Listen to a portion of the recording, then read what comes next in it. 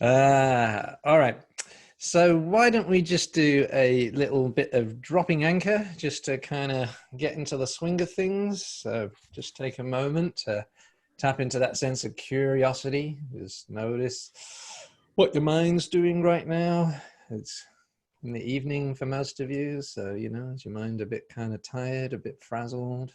Is it quieting down? Is it chattering away? Notice what's happening in your body. Any kind of feelings, sensations, areas of tension or tightness. Just a quick check-in, and just whatever's going on in your mind or your body, just acknowledge it. Silently put it into words. Here's my mind racing. Here's some feelings of anxiety. I'm noticing tension, tiredness. And at the same time, come back into your body. So push your feet into the floor, sit forward in your chair, straighten your back. Have a stretch, kind of sense of moving, stretching. There's a body here around these thoughts and feelings. And looking around the room, noticing where you are, what you can see and hear. Refocusing your attention, coming back, giving me your full attention right now. There we go. Lovely. So, what we're going to have a look at first thing this morning is some values. Just are there any burning questions related to anything that we did last week? Anything that has been keeping you awake at 3 o'clock in the morning? Oh, what did he mean by that? What was that?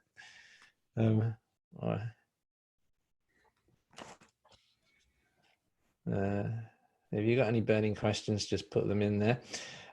Also, just get a show of hands. Just put your hands up if you did practice dropping anchor a bit. Put your hands up. Fantastic. And put your hands up again if you practice some of those diffusion techniques on yourself or with others. Lovely. Fantastic. Alrighty. So let's get back into, let's do a little bit of work around values then. And let's see if I'm a bit better at hope I'm a bit slicker at the share screen this week. Fingers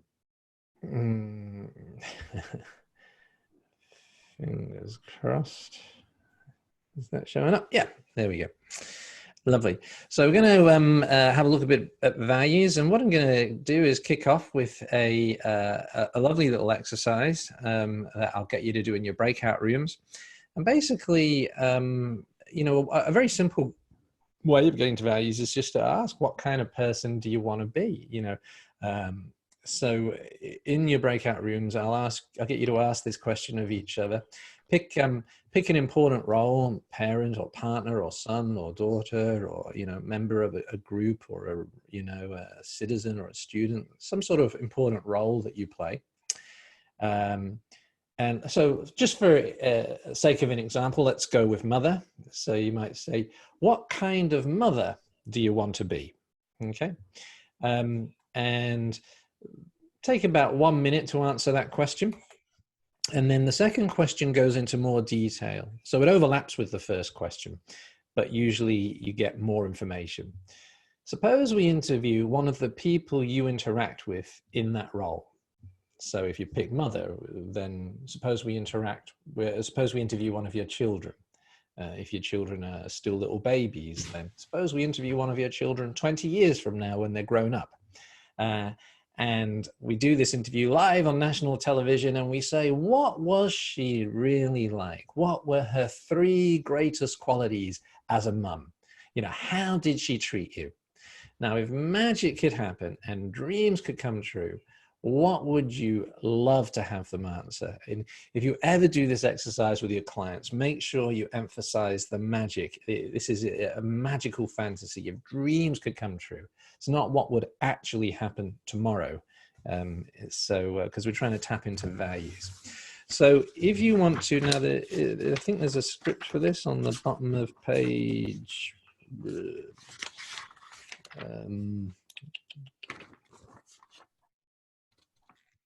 Yeah, it's on the bottom of page 11. So the script is there on the bottom of page 11. So if you just want to take about 1 minute for the first question, 2 minutes for the second question, and all have a go at this. So we'll give you 9 minutes in your breakout room, which means we'll be back here in 10. And what you're aiming to do with the groups. Sorry? I'm not quite ready with the groups. I need Not more. quite. Okay. You need more time. Yeah, Okay. 2 minutes, okay? You need another 2 minutes. Okay, that's fine. I can just waffle and tell some bad jokes for the next couple of minutes. What you're aiming to do with this is see if you can tap into 3 or 4 keywords about the sort of qualities you want to bring into play when you're in this role. And so at the end of the exercise, hopefully you'll have 3 or 4 important values. So a reminder then, values are desired qualities of behavior, kind of how you want to behave as a human being, how you want to treat yourself and others. You know, with clients, I often use the phrase values are like your heart's deepest desires for how you want to behave as a human being. How do you, you know, a really useful question, another useful question is kind of how you want to treat anyone or anything. So how do you want to treat your body deep in your heart? How do you want to treat your kids deep in your heart? How do you want to treat the environment? How do you want to treat your work? How do you want to treat your house? You know, the key thing is that values are kind of qualities of behavior that we can, you know, bring into being anytime, any place, anywhere. And so they're quite different from goals. A goal is something that I'm trying to achieve or complete or have. You know, a goal is in the future. It's something that I'm moving towards. Whereas values are qualities of behavior that I can live right here, right now, and a week from now and a year from now. So a lot of clients initially, when you first start asking about values, will actually give you goals. And so it's useful to have 2 or 3 examples to help people make that distinction. So for example, in most app protocols, they use the example of marriage versus being loving. You know, if you want to get married, that's a goal. You know, one of the qualities of a goal is that you can tick it off a list. It's completed. Marriage number 1, tick. Marriage number 2, tick. Marriage number 3, tick. It's done. But if your value is being loving, well, that can never be completed. Okay, so you know, and notice I can live the value of being loving right here, right now, even if I never achieve the goal of marriage, even if I never achieve the goal of finding a boyfriend or girlfriend. There's so many ways I can live the value of being loving to myself, loving to my friends, loving to my dog, loving to my cat, loving to my environment. You know, here's another example. To get a great job, well, is that a goal or a value? What do you think? Get a good job, goal or value?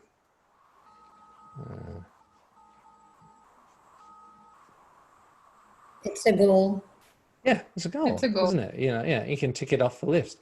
But what about what about, you know, being productive, being cooperative, being friendly, being responsible, being reliable? Are those goals or values? Values. Values. Yeah. And can I live those values even if I don't have a great job?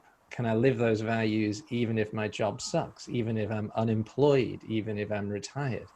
So this is one of the liberating things about values. You know, I can live my values anytime, any place, even if my goals are a long way off, even if my goals are unachievable, I can still live my values. You know, sometimes it's values tell you then how I want to behave, what I want to bring into the world. And there are 2-way streets. So my value is being loving. That includes being loving to myself and loving to others. You know, if my value is compassion, that includes being compassionate to myself and compassionate to others. And so, you know, a lot of the time our clients get stuck, and we get stuck because we get so focused on a goal that's a long way off or impossible or, you know, uncertain. And it's like, my life only begins when I achieve this goal. And we want to bring it right back to, okay, well, let's have a look at what you can practically do to achieve that goal. Let's also recognize that We don't know how long that's going to take. Let's have a look at what are the values you can live right here, right now. You know, if your goal is, I want to be a brain surgeon, well, okay, great. So that's at least 5 years at medical school, and then at least another 5 years specializing in as a brain surgeon. So, you know, that's 10 years of your life. I'd hate you to think that your life doesn't start until 10 years from now if you actually achieve that goal. So tell me what's important about that. Why do you want to be a brain surgeon? Well, I want to help people. Okay, so kind of helping is an important value for you. So what are some little ways you can live the value of helping today in the next 24 hours? You know, oh, I could make mum a cup of tea after dinner. Great, let's start there. You know, so goals are important in that. And we don't want to give up on them, and we'll have a look a bit later. You know, setting goals is important. But the danger with the goal-focused life is it's a life of chronic frustration. It's all about achieving that goal. A moment of joy if you actually achieve it. And then there's the next goal, and then there's the next goal. Whereas the values-focused life, we can live our values every step of the way as we pursue the goal. We can live our values even if we don't achieve the goal, because it's a given that we're not going to achieve all our goals. And we can live our values when we do achieve our goal. So how are we going, Mary France? Are we ready for the breakout room? We're ready. We are. Fantastic. Okay, so the idea then is 1 minute for the first question, 2 minutes for the second question, as a rough guide. And what you're hoping to do is tease out about 3 or 4 core values that you want to live in the particular role that you've picked. Feel free to modify these questions, by the way.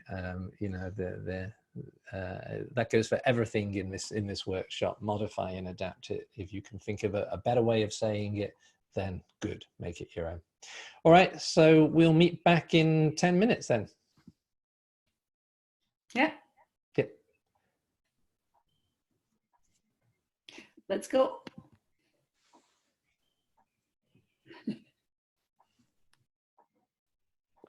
We going? Yeah. The movement is happening. The mass migration.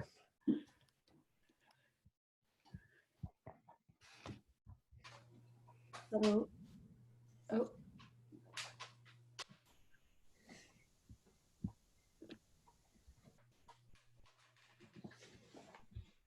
Oh, morning, Benji. Didn't see you there. Morning, Russ. How you doing?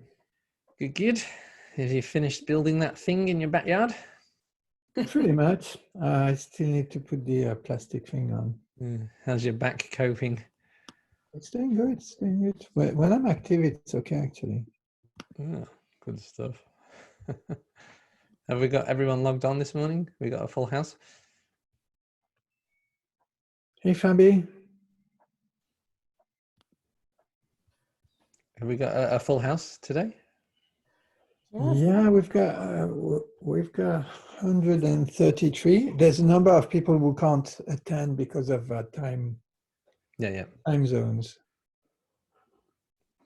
So it's kind of hard to know who's going to turn up or not. Yeah. Fantastic. All right. Well, see you back here in a few minutes. Yeah, I'm still trying to put people in their rooms. Oh, I see. Right. Okay. Yeah. All right. Daniel, tu vas dans un groupe? Il est parti. Daniel, oui. Véronique, vous voulez aller dans un groupe? Véronique Bourgault? Vous aimeriez aller dans un groupe?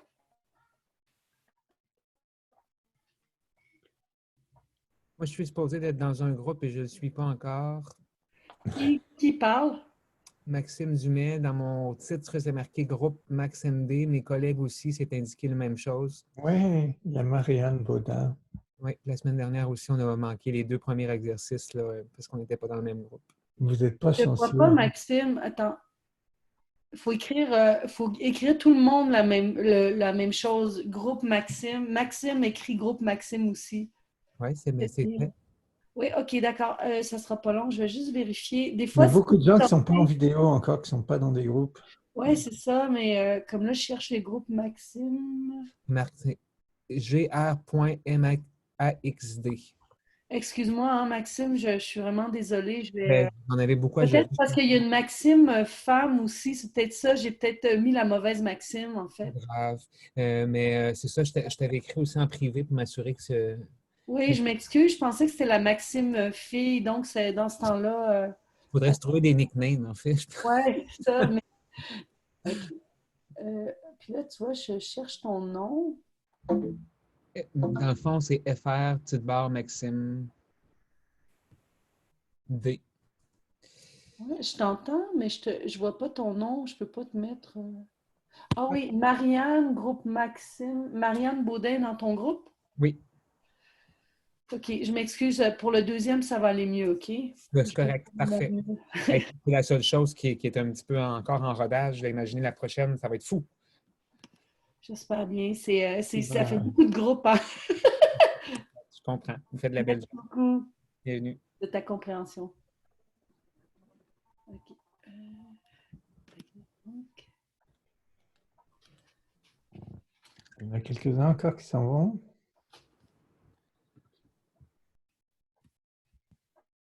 Christiane. Shinji.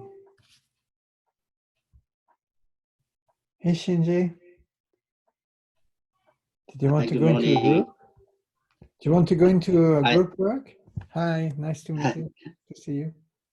Thank you for helping. So I couldn't enter the room by the PC, but I can enter the room by your iPad.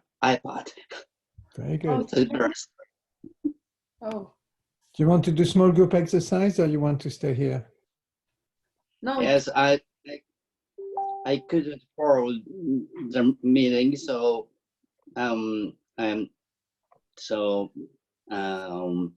waiting to catch up. So Okay, yeah. No problem.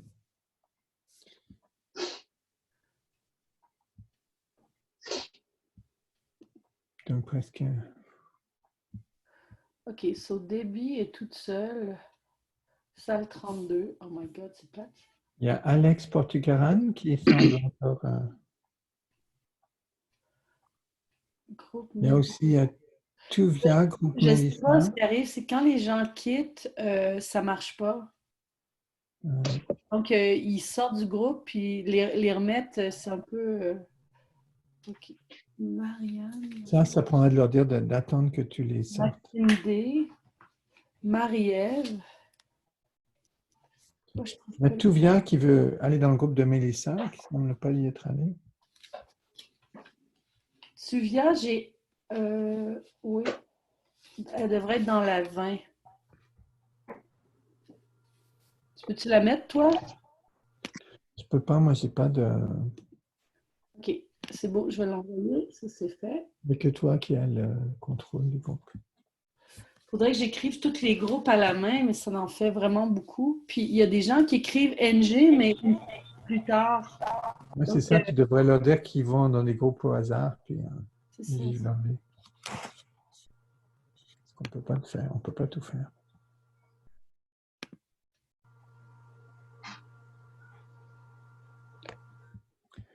Tuvia demande une invitation au petit groupe. Je viens de l'envoyer dans son... Ils sont partis. Ah, attends, mais il y a 3 personnes qui arrivent, là. Fabi avait été... quand même du sport, je peux te dire.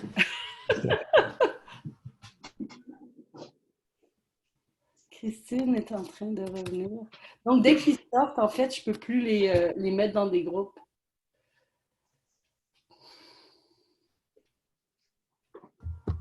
C'est pas tout à fait au point. Hi, Fabi. How are you, my friend? Hi, how are you? Good. Hi, Fabi. Good to see you. Oh, you don't see me. You hear my voice. You know who I am? Now I can see you. How are you? Good, good. Good to see you. Good to see you too. Hi, bro. How are Hi, you? Fabi. Hola, ¿cómo estás? Muy bien. Muy bien. I had a problem. I don't know why, but I couldn't enter in my small group. But I think it's a problem. It happened to me in other places. So you need to be with us. So I couldn't explore what is most important for me. Yeah, you couldn't. You don't always ask yourself who and what is important for me. Like it's not tattooed in your brain yet. My tattoos are really important for me. Yes, of course. How are you? Are you enjoying your Lockdown? event? Our lockdown? Yes, of course. I enjoy some part of it, of course. How about you?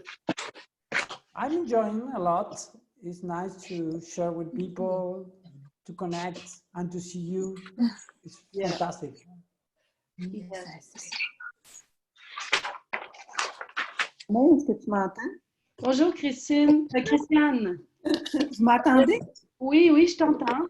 OK, ça ne fonctionnait pas. Donc, toi, tu es revenu, tu es reparti, tu étais dans un groupe, là, tu l'es plus. Donc, c'est pas grave, là, je vais attendre parce que comme l'heure a changé, j'avais déjà des clients cédulés, fait que j'ai pas pu être là à 5h30. Et je peux te mettre dans la 7. Tu veux que je te mette dans la 7? Mais non, tu ne sais même pas c'est quoi la question, c'est ça? Je sais c'est quoi. Quel rôle, j'ai eu le temps d'attraper ça, là. Et je vais te mettre dans la 7, il y a 2 personnes. C'est bon. OK. Merci, Marie-France. Ça fait plaisir. So, Fabi, do you want to go in a Excuse me? Fabi, do you want to stay with us? Do you want to go back in a small group?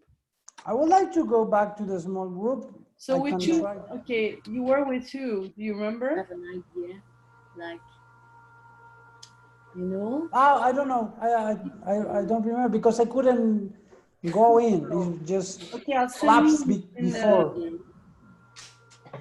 Mute, stop video, and video, amplify,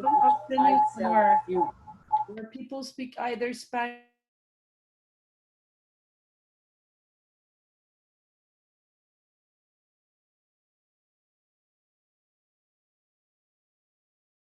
Okay, I can send you in 17. I muted everybody because the sound was getting crazy.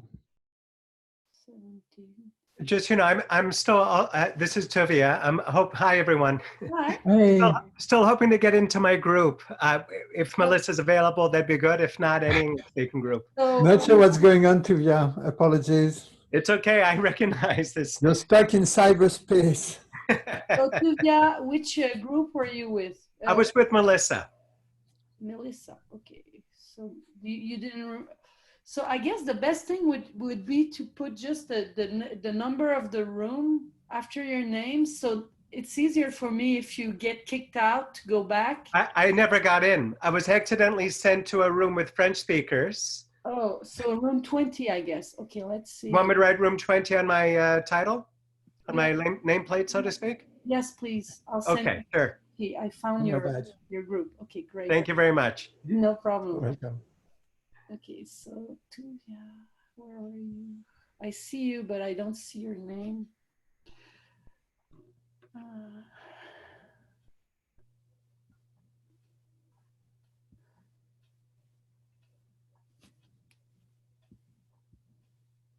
I don't see Tuvia. I see you there, but I don't see. I cannot send you in the small group for some reason. I cannot select you. Oh, it's interesting. Maybe if you disconnect and you come back. No, you no. Want me to log off and log back in? No, I don't know. Let Marie-France. Okay, let's. Sure. It says so. Room 20. Oh, Maxim. Room 20. It says you didn't join. So do you want me to log out, log back in? Okay. Okay, I'll try something, okay? Sure. So I'll send you in 24, you'll be alone, and then I'll send you back in 20, okay? Okay, sure. Do you want me to exit the room by myself? Access, say yes, okay?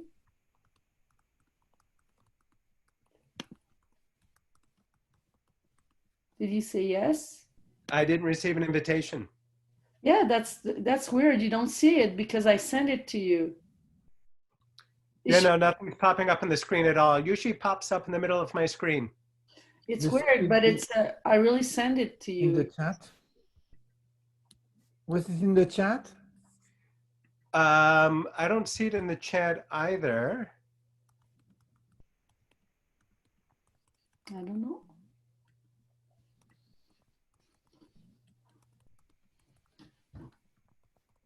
Okay, so I didn't have time to look at the chat.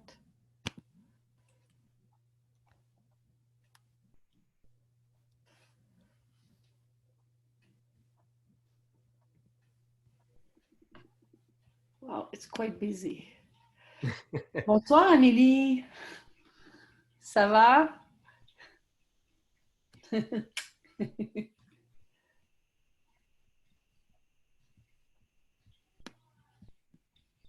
Yeah, so I sent you like an invitation twice, and you, for some reason, you don't get it, Tuvia. No, I'm not receiving it. Although I did receive one before, but it was to a French-speaking group, but I'm not receiving anything now. That's weird because you're supposed to be with Melissa. Maybe there's two Melissa? There's Melissa Kalachi, who I'm supposed to be with. I don't know if there's another Melissa or not. Maybe that's the problem. Okay. Okay. Is there two Melissa? Okay. Okay, please, I'll try to find out if there's two Melissa. Okay, Tuvia.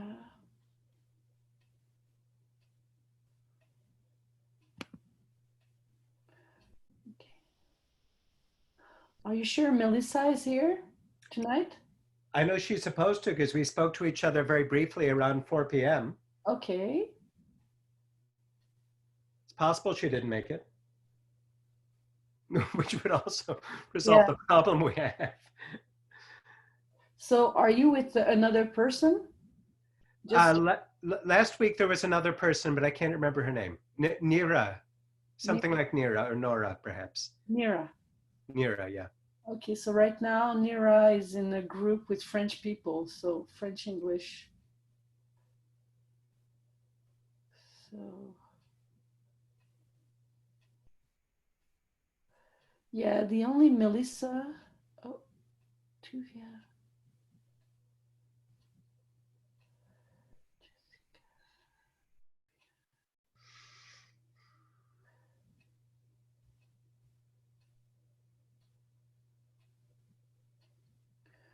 Some people like never join their group, so I need to. So I don't see any Melissa right now. Oh, you know, it's funny. I texted her after she asked her if she was in the small group. She didn't write me back, so maybe for some reason she hasn't logged in yet. Yeah, that could be.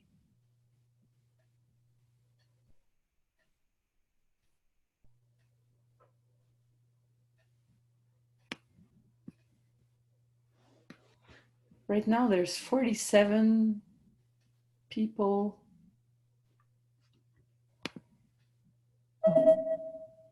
in the. So what I'll do is I'll put the.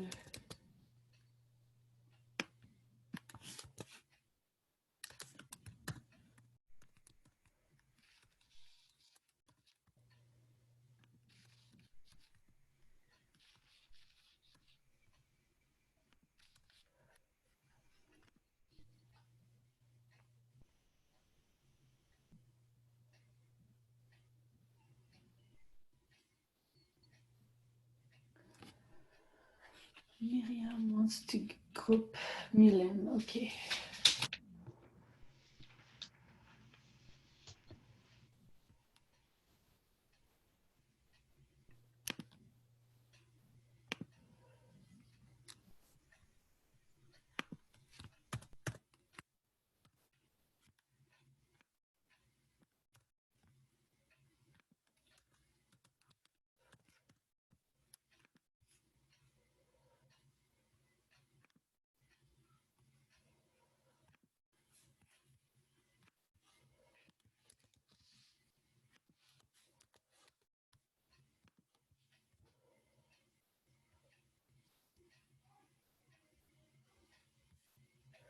So Russ should be back soon, I guess. I am. Oh, you're back. Yeah, as if by magic. Should we bring the people back? Yeah. Sounds good. Bring back the people. Yeah. How's lockdown going over there? Are you starting to ease restrictions, or are you? Yes, a bit. How about in Australia? In some states they are. My state, Victoria, is still pretty strict at the moment. But I think about half of our states are really easing off on things. Wait. No. Okay. So is everyone back? We've got 99 people back. It's still up. Yeah. Well, that's all right. While we're waiting, let's start now. Just start typing into the chat some, let's say, 2 values that you identified in that exercise. 1 or 2 values that you identified in that exercise. Just start typing them into your chat so we can see what kind of things people came up with. So we've got patient, empathy, being useful, making a difference, kind, supportive, helpful, love, connection, presence, patience, authentic, listening. What's chaleureuse mean? Does that mean trustworthy? Ouverture? Warm. It means warm. Warm. Ah, nice. And bienveillance, c'est ouverture. What does that mean? Welcoming and open? Yes. Compassion, honest, warmth, generosity, present, empowering, giving, kindness, authenticity, curious, others, contribution, aware, unconditional love, creativity, thirst for knowledge, flexibility, acceptance, being dependable. What's apprentissage? Learning. What is that? Huh? Learning. Oh, learning. Right. Okay. Good listener, respectful, dependable, cooperative, engaging. What's soutenant? Nurturing? Supportive. Supportive. Okay. Authentic. Any others?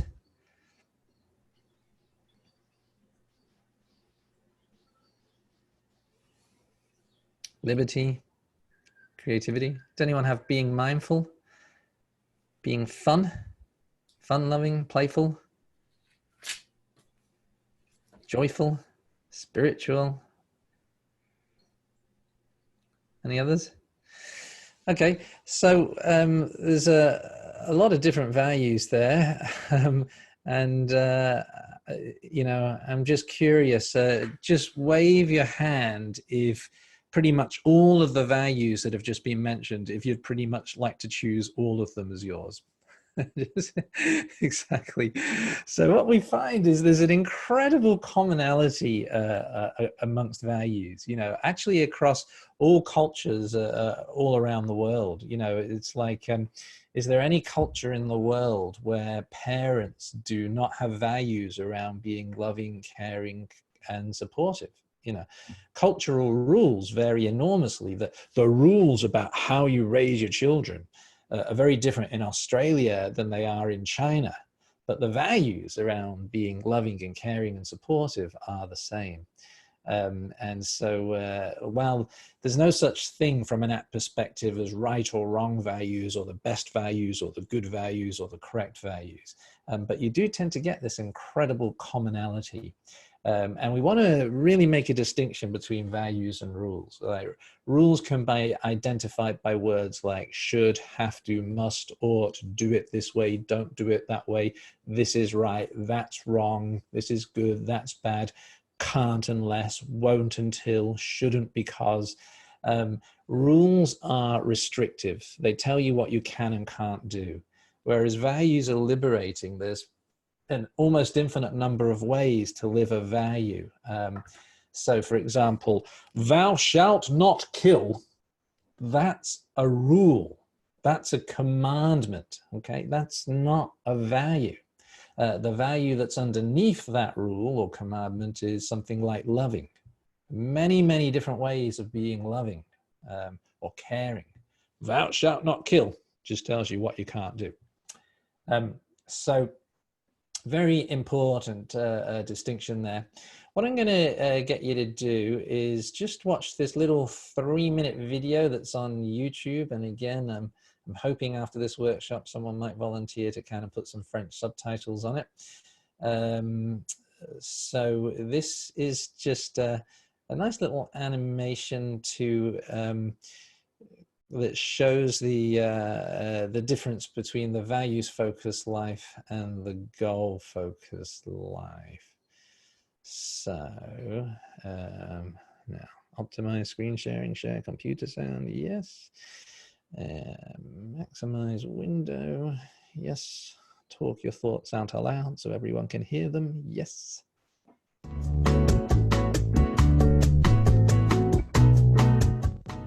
Society tells us the way to be happy is to achieve our goals.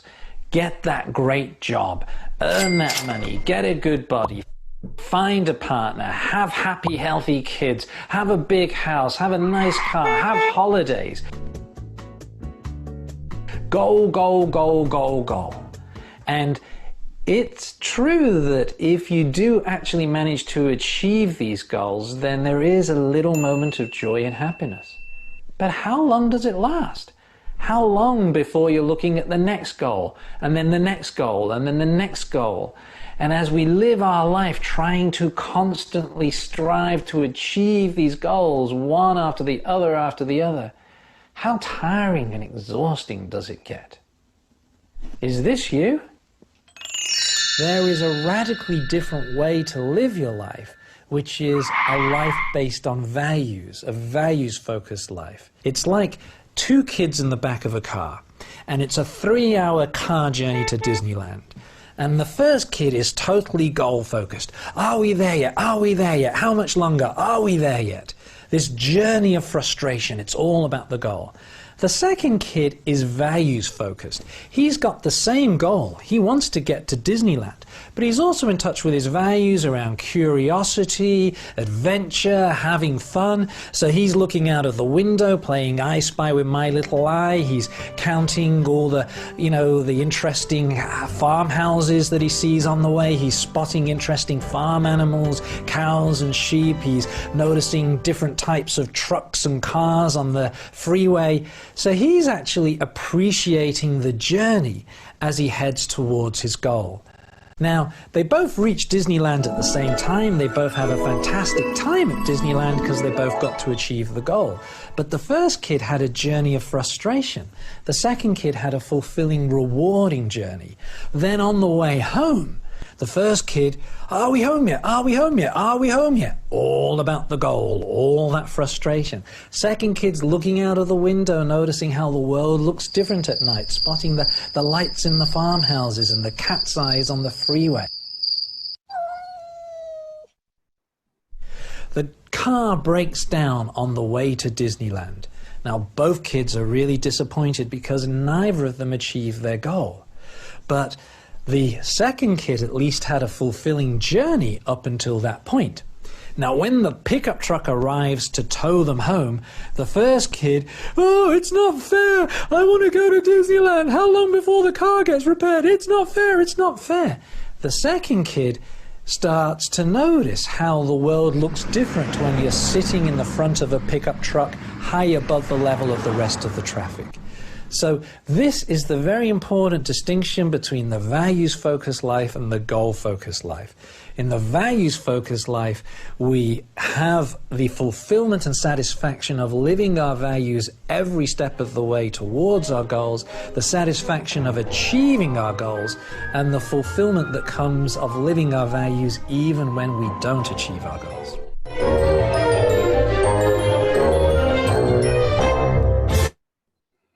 Oh, why is that? Oh, there we go. So, let's go back to the gallery view.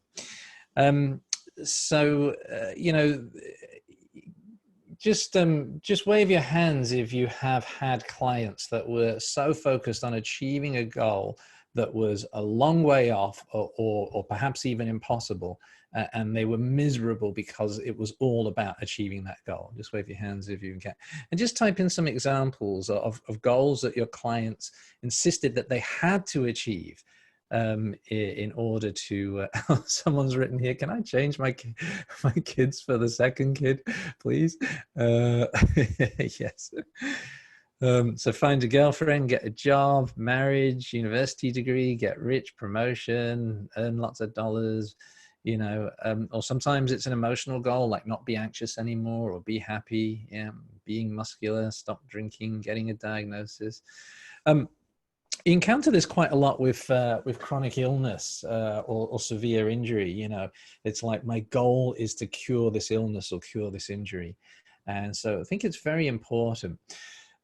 You know, the way I address this with clients is I kind of say, okay, so you know, you and I and your doctors, nobody actually knows how long it will take you to recover from this illness. And nobody knows to what degree you will recover from this illness. We just don't know. Now, our aim here, we have two aims. You know, one aim is to help you cooperate with your medical team. I'm not here as part of your medical team to cure the illness. You've got a bunch of doctors to do that. My aim is to help you cooperate with the medical team so you can do everything possible, you know, outside of this room to get the best outcomes. So how you can do your, you know, if it's chronic pain syndrome, for example, you know, how you can do your exercises and your stretches, your sleep routines, your exercise, your diet, and cooperate with your medical team that's treating the condition. So that's one part of our work. The other part of our work is, given that we don't know what degree of recovery and how long that will take, is to live the best possible life you can today, given all the obstacles, all the challenges, given all the things you cannot currently do because of your illness. Let's have a look at what you can do. What's the best possible life you can live in the next few hours, in the next day, in the next week? Well,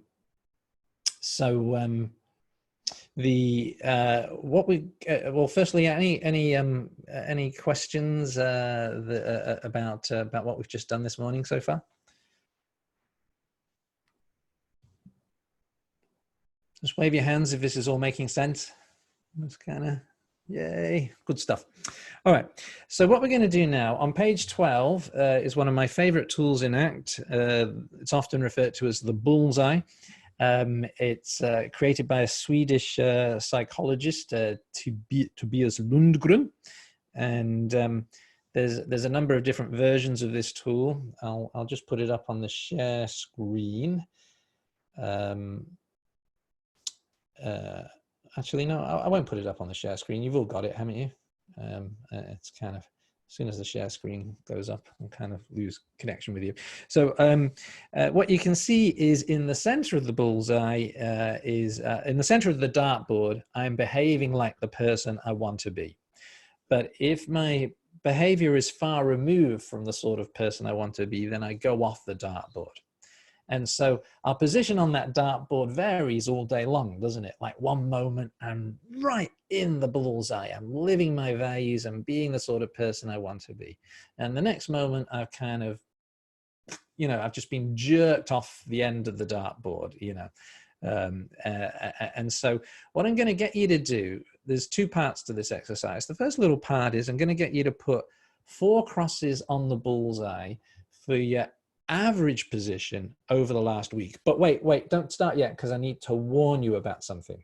So 4 crosses for the average position, you know, so you've got work, personal growth / health, relationships, and leisure.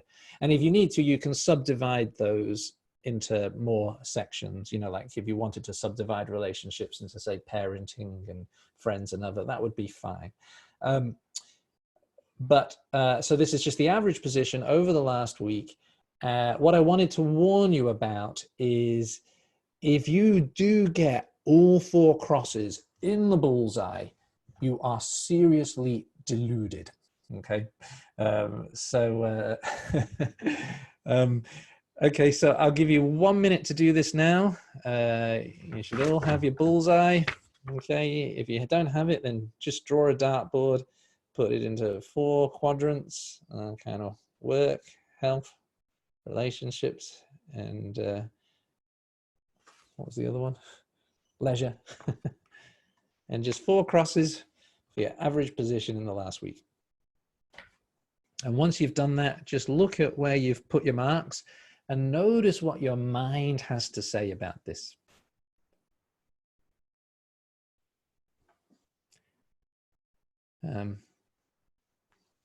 Now just wave your hands if that was enough time. Was that enough time if you've done it? Lovely, fantastic. A couple of you still go. So as you're looking at your dartboard, just kind of notice what your mind's got to say. And wave your hands if your mind is saying something, if there are some uncomfortable thoughts and feelings showing up right now. Wave your hand.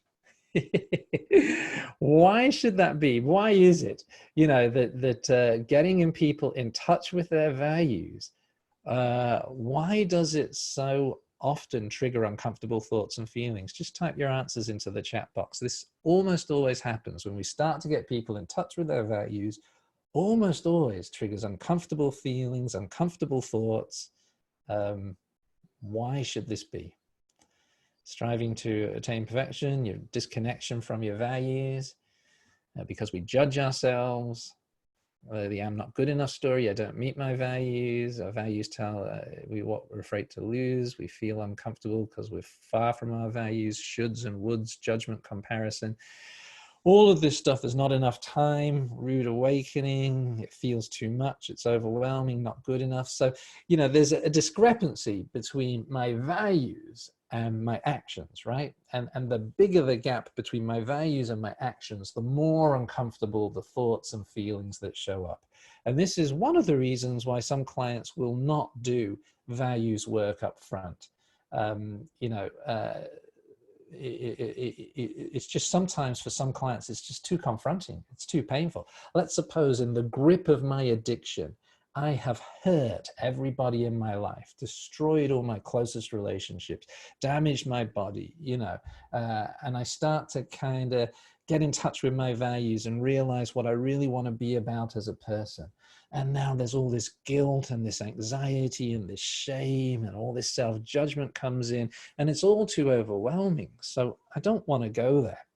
And so if possible, with a new client, I like to start doing some values work on the first session. And in fact, even just filling out a choice point with most clients usually starts to bring up some values.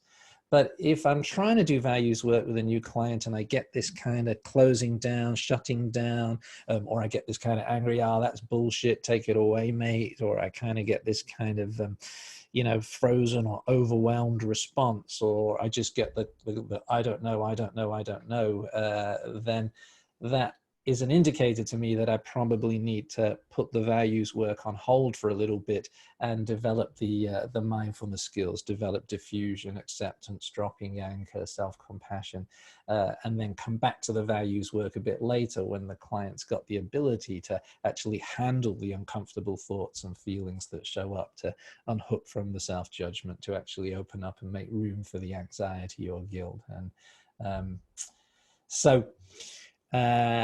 yeah, lots of good answers in the chat about why this brings up discomfort. And so what happens is when you're new to ACT, you do chunky, clunky ACT. You kind of do big chunks of values, big chunks of diffusion. But once you start to get a handle on the model, you start doing what we call dancing around the hexaflex. So you might start doing a bit of values work, and the client fuses with some self-judgment. I'm a bad person, I'm useless. So then you dance over to diffusion. You do a bit of diffusion from the not good enough story. You come back to the value. Suddenly anxiety, guilt shows up. So then you do some work around accepting those feelings, practicing self-compassion. Then you come back to the values again. Does that make sense? So wave your hands if that makes sense. Yay. There you go. All right. What we're going to do next then is, oh, look, one thing. probably no one's going to ask this because it's a webinar, but in live workshops, almost always someone asks, you know, what if your client has got really destructive values? And so was anyone going to ask that question? Just wave your hands if that was a hot question that you were going to ask. There you go. Alison was going to ask that question. So I've saved you. There we go. Or is it Alison? Is it Alison or Alison? Alison. Yeah. So you know, our starting assumption in ACT is that destructive behavior is not primarily motivated by your values. I mean, all of us in this webinar, we've all at times done things that were destructive, haven't we? We've all done things that were destructive either to ourselves or to other people. Wave your hands if that's true. Right. Now, when you were doing that destructive stuff, where would you place yourself? Were you at the center of the bullseye, living your values, behaving like the person you want to be, or were you off the dartboard? Right. Off the dartboard, you're all kind of. So let's start with the same assumption for other people, especially if you're in a forensic setting where you're working with people who've done horrific crimes. You know, we talked on day one about this idea of appreciate your clients like a rainbow, not a roadblock. You know, if my starting assumption is that this client's destructive behavior represents their core values, who they want to be deep in their heart, it's going to be very hard to look at that client like a rainbow.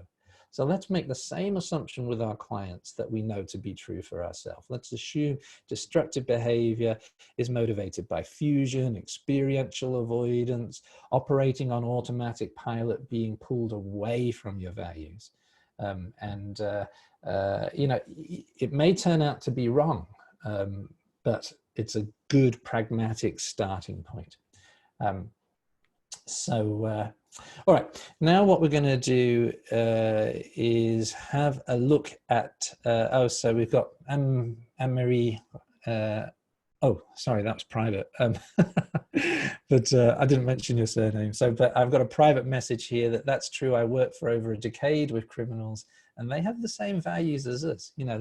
And so again, we're back to this difference between values and rules. You know, often people who have done these horrific, destructive patterns of behavior are fused with rules. You know, like anyone gets in my way, I'm gonna, you know, I'm gonna crush them. Well, that's not a value, that's a rule, you know. And so we often, you know, perfectionistic rules also come in a lot with our clients. You know, I must do it perfectly, I must never get it wrong. What are some other, let's just kind of, a few more examples of rules that often pull people away from their values. Just type in rules your clients fuse with. You know, obviously a very common one is I have to feel good before I can do X, Y, and Z, or I have to get rid of these feelings before I can be the person I want to be. Just type in examples of rules your clients fuse with, can't make a mistake, that actually pull them away from their values. Have to do the right thing. If I let someone in, they will leave me. I have to understand everything I learn. I can't let anyone hurt me. I need to be loved. I need to be thin. I have to have the best of. I have to be right. I have to be fit before I can exercise. I have to be a good guy. I have to be a good person. If I show emotions I'm weak, I have to be kind.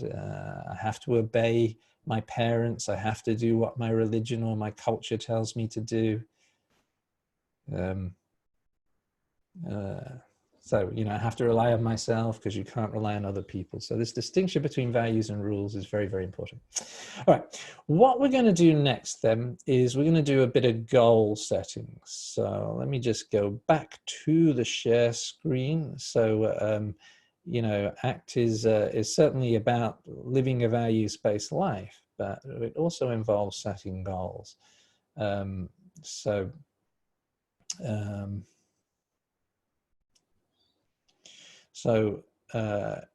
basically, we're looking now then at committed action. It's all very well to clarify values.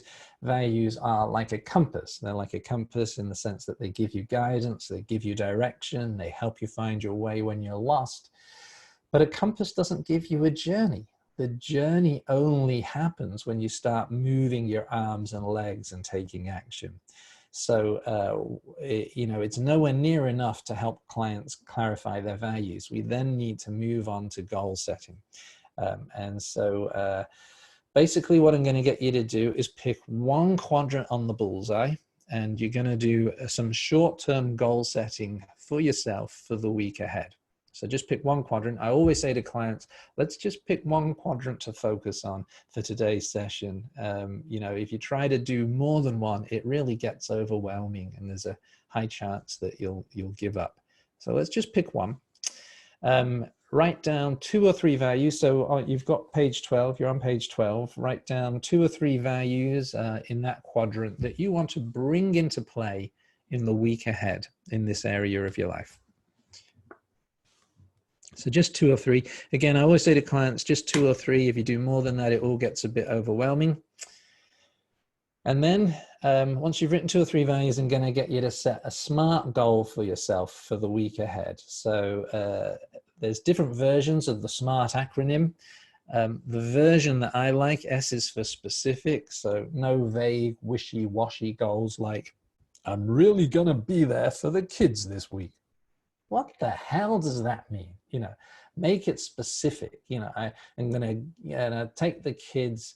I'm going to, you know, watch a great movie with the kids tonight. Or, you know, if restrictions allow, I'm going to take the kids to the park to play football on Thursday afternoon for an hour. So specific, you know.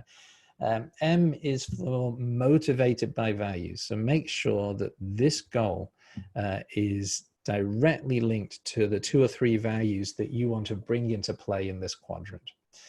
A is for adaptive. This is a fancy way of saying wise. You know, is this a wise goal? Is this likely to make my life better rather than worse?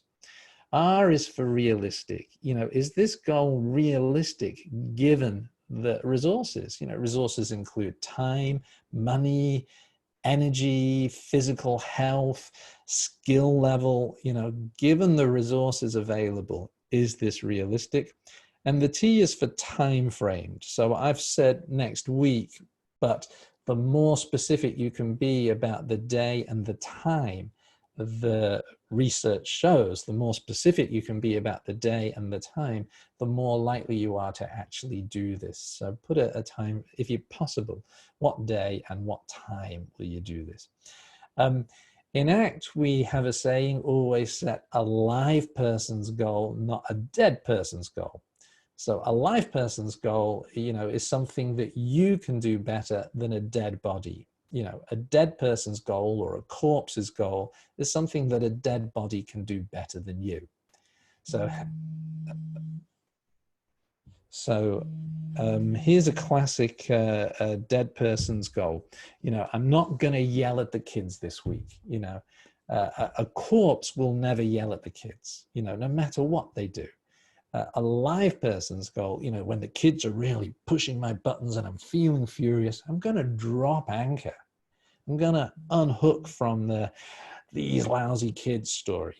And I'm going to come back to my values of calmness and patience and practice a 3-part assertive statement. And then I'll throttle the kids.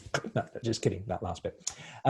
You know, here's another classic dead person's goal. I'm not going to smoke cigarettes. You know, a corpse can do that better than you. A corpse will never smoke unless you cremate it.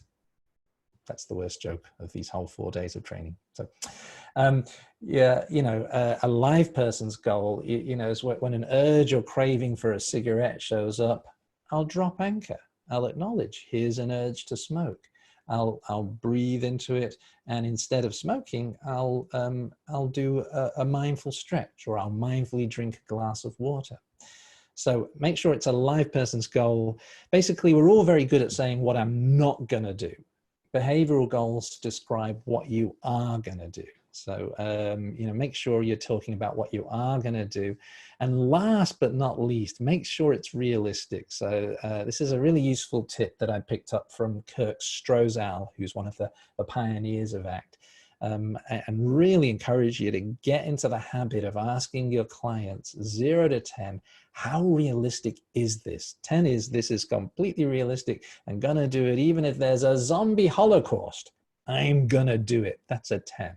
0 means there's no way I'm gonna do this in a million years. I'm saying to you that I'm gonna do it, but you know, it's just words. It doesn't mean anything. It's not gonna happen. So 0 to 10, how realistic is it? And if your client gives you anything less than 10, if your client gives you anything less than 7, then you need to really basically reset the goal. You know, if your client gives you less than 7, I would say to you, you know, if you were my client, say, no, I really don't like the odds of that. That doesn't sound like we're setting you up for success here. Let's change the goal. Let's make it smaller, simpler, easier. And change the goal until it feels like it's at least a 7. So I'll give you a couple of minutes to do this. So on the bottom of page 12, it's so you've identified basically what is your SMART goal. If you want to write that down. And then also write down, it says here, what actions will you take?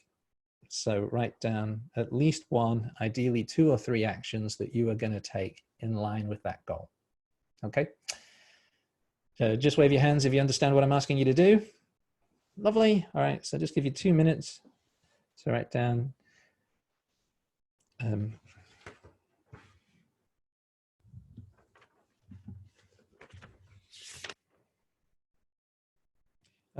By the way, if you want that information about SMART goals, it's on the top of page 14. So specific, motivated by values, adaptive, realistic timeframes, live person's goal. I'll just put back the share screen as well. Russ? Yeah. I have a question. Yeah. So we have to have a goal and then the actions to meet that goal. Is that it? A small goal? Actions. Do you know what? That's a great question. A lot of the time I just skip the goal and just go straight to the actions. What are the actions you're going to take? So that your actions, in a sense, become the goal. If the action is, I'm going to take the kids to the park on Thursday afternoon to play football for 2 hours. You know, that's a goal. That's also the actions. So there's, I guess, you know, if the goal is I'm going to take the kids to the park to play football, what are the actions required to do that? I'm going to pack the football in the back of the car and take the kids, you know. So often I kind of just go straight to what are the actions you're going to take. Okay, I was asking you that because I do a lot of sports psychology, so I work a lot with goals and action plans, and I get mixed up a bit. Well, it's because they do overlap, yeah. You know, but the I think I mentioned in the workshop a couple of last week that you know, I'd written this protocol for the World Health Organization for refugee camps. Did I talk about that? And so in that protocol, we didn't bother with goal setting. We just went straight from values to actions. So what are some ways that you can start living these values in the refugee camp today? What are some specific actions you will take? Now, of course, those are goals. The goal is to take those specific actions. So, and this is the same, I quite often do this with clients rather than kind of, all right, now what's your goal? Now, what are your actions? I just cut straight to the chase. Now, what actions are you going to take in line with this? Thank you. So you can do it either way. Does that answer the question? Yes, thank you. Lovely.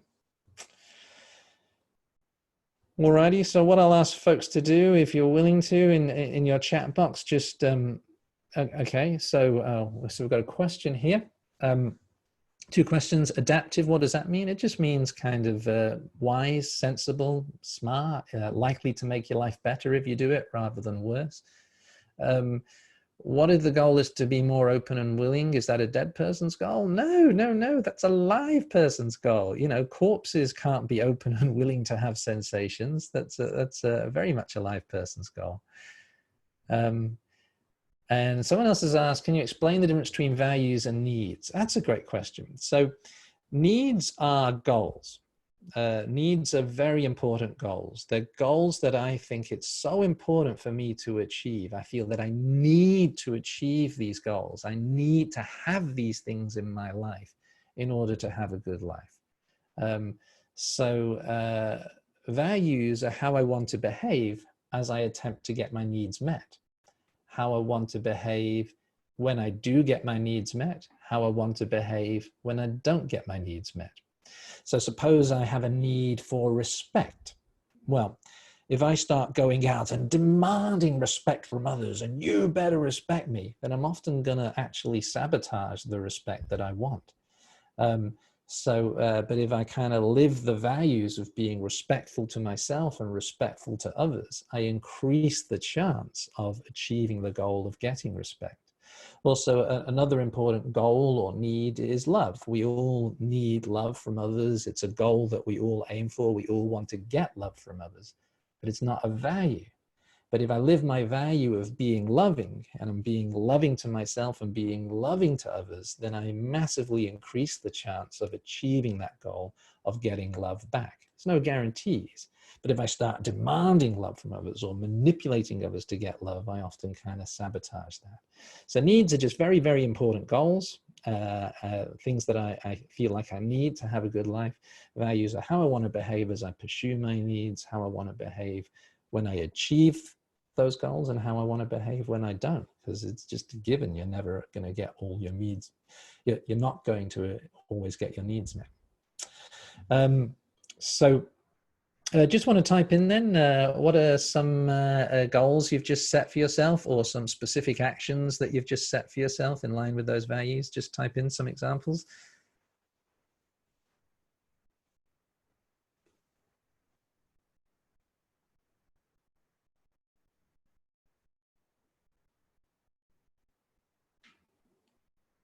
Move my body every day, write an email, walk 3 times a week.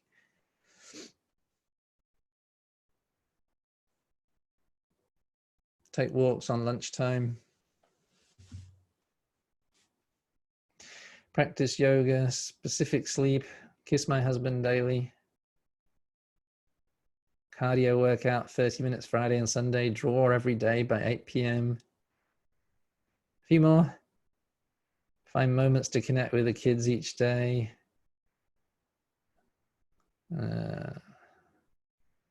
Something about 2 times this week. I'll read 1 book every 2 months for leisure, not work. Drop anchor during homework with kids. Post a message of love for my students on Facebook. 2 hours of work before or after clients. Stay calm when my son confronts me with values that I don't share. Hands up if you can relate to that. Values clashes with your kids. Yeah. Smile and be accepting when I feel impatient with someone. Okay. Read at least 1 scientific article every day. Relaxation technique. Okay, so, you know, these are all, and so, you know, here's my guarantee. I want to guarantee all of you. I guarantee either you will do this or you won't. 100% guarantee or your money back from this webinar. And, you know, that is the reality with every goal we set or every action that we commit to. You know, sometimes we'll do it and sometimes we won't. When we do follow through, you know, sometimes it'll turn out wonderfully, much better than we expected, and sometimes it'll go awfully, horribly wrong. You know, there are no guarantees. And so very often our clients are setting goals that pull them out of their comfort zone. And of course, the more out of their comfort zone it takes them, the more uncomfortable the thoughts and feelings that will show up. So what I will get you to do next then is I just want to give you an example of how this plays out. So I'm going to get you to go back into your breakout groups and do a little exercise. But first, I think we probably need to have a break. Let's just do this first and then take a break. How does that sound, Mary France? Yes. Okay. All right. So here's what I'm going to ask you to do in the breakout rooms. And I'm expecting that as you do this exercise, it will be uncomfortable. And that's the idea. So let me see.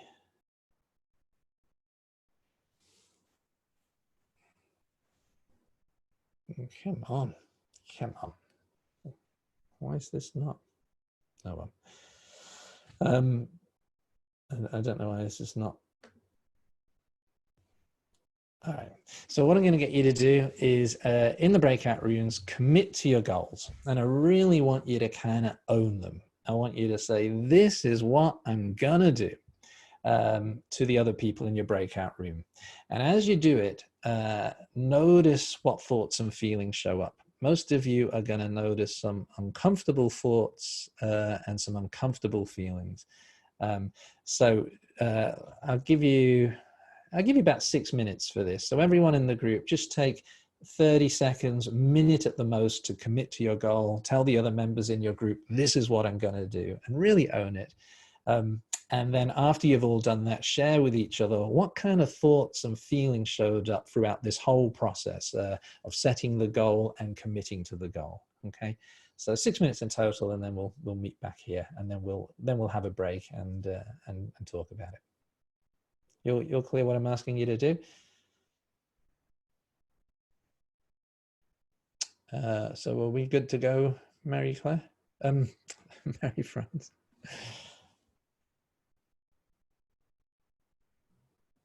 Are we good, Mary France? Yeah.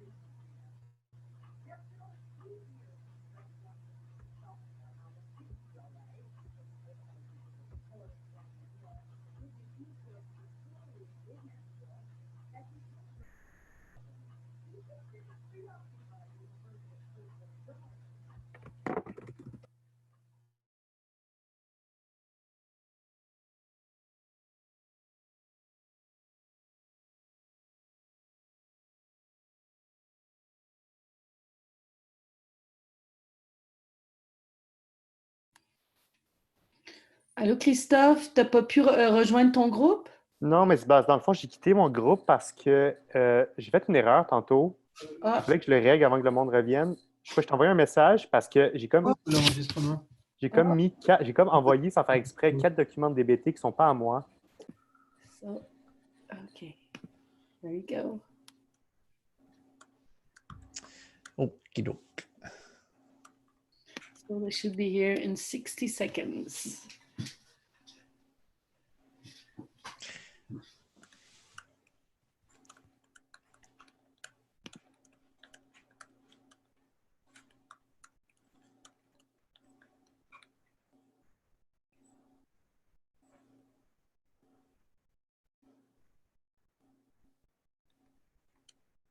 Yeah. I love seeing all these people coming back online. Yay. Very cool. Alrighty. What? It's okay. I'm not in full view now. What's this message in Daddy French? just fed All them. capitals from Christophe. Yeah, sorry, it's me because I had to share my food, but you didn't share your food. How much of my fruit salad did you guys eat? Too much information of the fruit salad. I didn't touch your fruit salad. I promise you, it wasn't me. It wasn't me. I didn't touch it either. Oh dear. What? Salut Marie-France.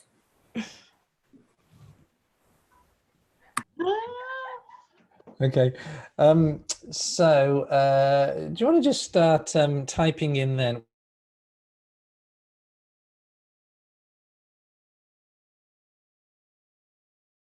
You've gone mute. You're mute. Put your mic back. Russ, you don't have your mic open. You muted me. Benji did. Oh, Benji did. Oh, okay. All right. It's all right. I wasn't saying anything important. I wasn't saying anything worth listening to.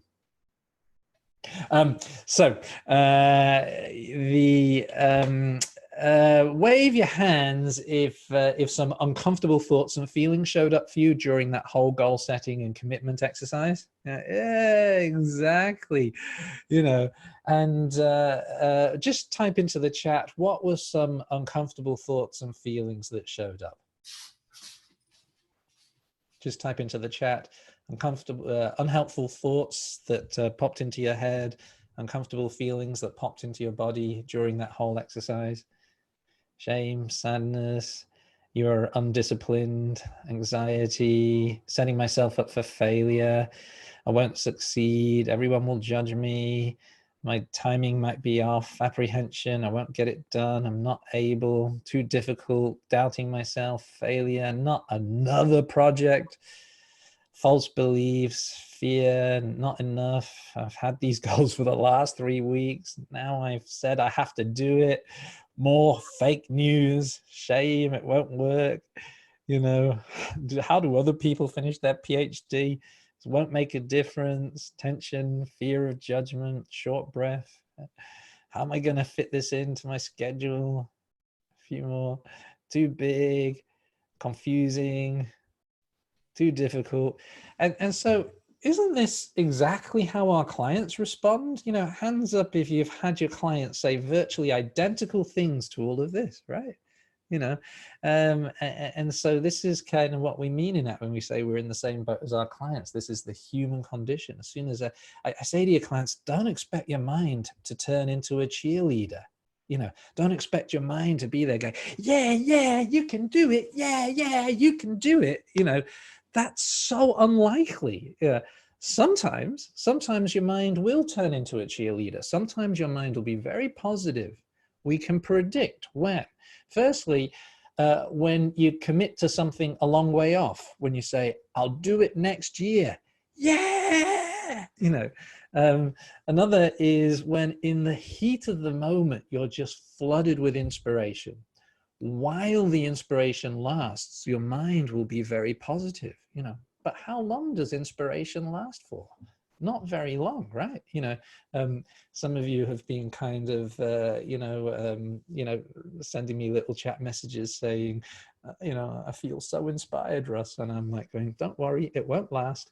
You know, it's, you know, when else is our mind likely to turn into a cheerleader? Another is if we're not really stepping out of our comfort zone. If it's something easy peasy, lemon squeezy, I don't know how that translates into French, you know, then again, our mind will be very positive if it's not really a big step outside our comfort zone. Or another scenario is when you're in one of those seminars with an American motivational speaker, you know, someone like Anthony Robbins, you know, when you're in that seminar with Tony Robbins, you'll believe you can do anything. Just use the power of your mind and you can transform the universe. Yeah. Has to be an American accent, though. You know, it doesn't work very well with an English accent. Just use your mind, transform the universe. You know, just doesn't quite have the same effect. Anyway, so you know, when we step out of our comfort zone into a challenging situation, we expect all sorts of uncomfortable thoughts and feelings to show up. And, you know, a very useful metaphor is the idea that your mind is like a, come on. Can you? Oh yeah. Oh no. Oh, there we go. There you go. Your mind is like a reason-giving machine.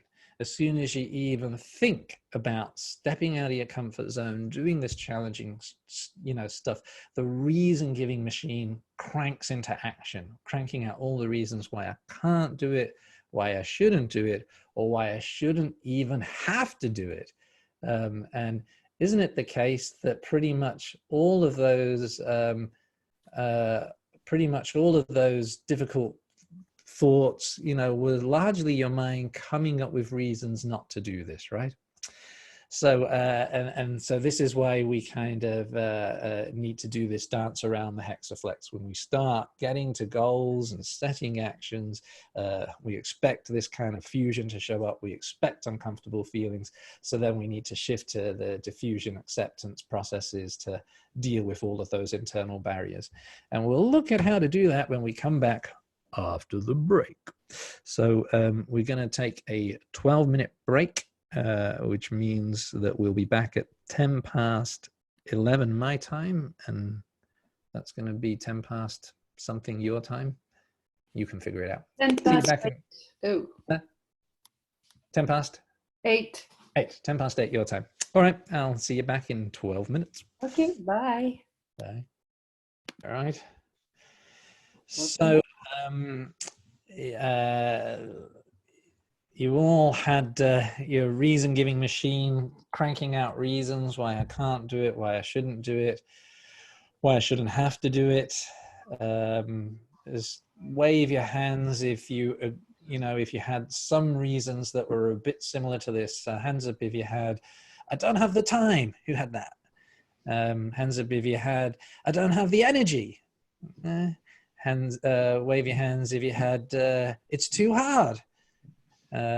Wave if you had other things might get in the way. Wave if you had I've tried this before and I never follow through, or it always goes wrong. Okay. Wave for I'll feel too anxious, or I won't feel in the mood. Okay. Wave for other people won't like it, other people will react negatively. Wave for, you know, it might go wrong and I might make a fool of myself, or things will go badly. Yeah. So, you know, these are all common reasons. And of course, the big reason, the one that most commonly comes up is, I feel too uncomfortable, I feel too scared, I feel too anxious, I can't do it until these difficult thoughts and feelings have gone away. And so I often do this thought experiment with my clients. Let's suppose you're my client, and let's suppose that you picked, the domain of health, and suppose you pick the value of, the most common value people pick in the domain of health is self-care. So suppose you kind of identified self-care as your value, and then your goal is, I'm going to get up half an hour early tomorrow morning and go for a run. And instantly, the reason-giving machine cranked out 10 reasons not to do it. Oh, I'll be too tired, the weather's not good enough, I don't know where my running shoes are, I look funny in shorts, I'm unfit, it's really gonna hurt, I like sleeping in the morning, and I don't even like running, you know. And so we always want to validate. You can't do too much validation in this model. So we want to validate. Those are 10 perfectly valid reasons not to do it. And can you do it anyway? Even though there's lots of perfectly valid reasons not to do this important stuff, can you do it anyway? Are you going to wait till the day the reason-giving machine goes silent? Are you going to wait till the day the reason-giving machine magically turns into a cheerleader and says, yes, you can do it? You know, it's not going to happen. The reason-giving machine is going to keep on cranking out reasons not to do it. Can you do it anyway? And so that's a nice diffusion technique in itself. There's my mind coming up with reasons, or there's the reason-giving machine, or here's the I can't do it story. I know this one, thanks mind, and then do it anyway. And so let's come back to, you're my client. You've identified health, you've identified the value of self-care, you've come up with all these reasons not to do it, and I kind of say, well, all right. So let's suppose that I kidnap the person you love most on this planet. And I say, you'll never see this person again unless you do this. Would you do it? Wave your hands if you would do it. Most of you are going like this. A couple of you are going,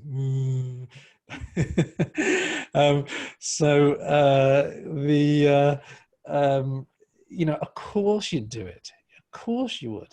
And it's like, even though your mind's just giving you a whole lot of reasons not to do it, you can still do it anyway. So these reasons don't have to control what you do. You can still do what's important, even though the reason-giving machine tells you not to.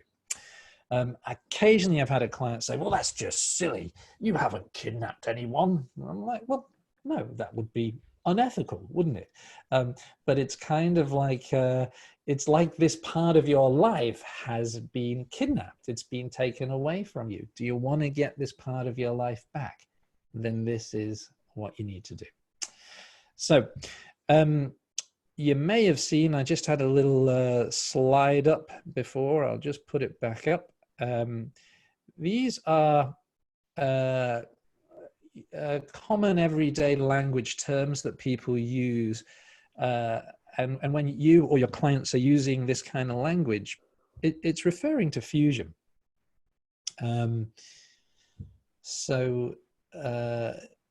You know, and anything that indicates your thoughts and feelings are dominating your awareness, dominating your behavior, hooking you, jerking you around, that's kind of fusion. And the next slide, what I'm going to put up is words that are in everyday language for experiential avoidance. Remember, experiential avoidance is the ongoing attempt to avoid and get rid of unwanted private experiences.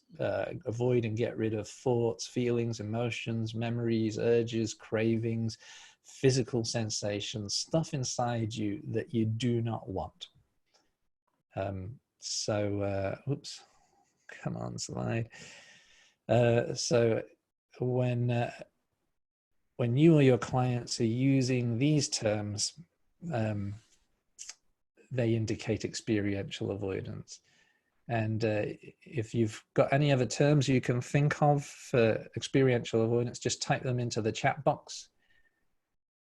Any other everyday language terms that indicate you're fighting with or running away from or splitting off from thoughts, feelings, emotions, memories?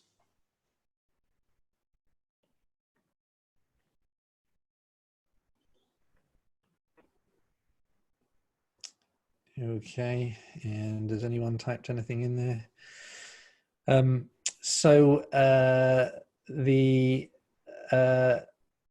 No, all right. So lots of, if clients are using this kind of language, then it makes sense to just keep using it. Use their language rather than ours. Now, I'm having technical issues again. Trying to. Do you have these words in your handout? Someone just asked. No, but you'll get a copy of the PowerPoint slides. So what I'm trying to do now is get back to the share screen again. Come on, you can do it. You can do it. There we go.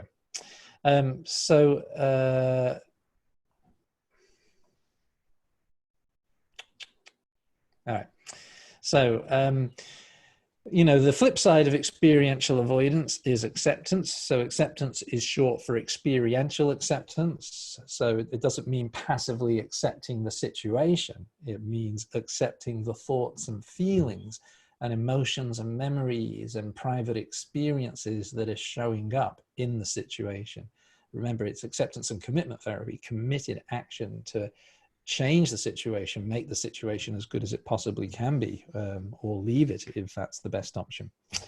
So it's not a good word, acceptance. I recommend that you don't use it until people know how to do it. Once people know what it is, then I'm okay to use the term. But in early sessions, I recommend phrases like drop the struggle, make room for it, expand around it, open up, let it flow through you, hold it gently, let it be, sit with it, soften up, loosen up around it, willingness to have it, lean into it.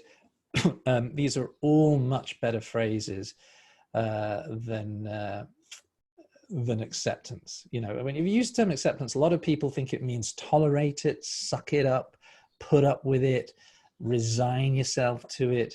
Some people think acceptance means like it, want it, approve of it. Some people think acceptance means tolerate it, and we don't mean any of those things. So these kind of terms are much better. If you've got any other terms, just type them into the chat box so we can see other alternatives to the word acceptance.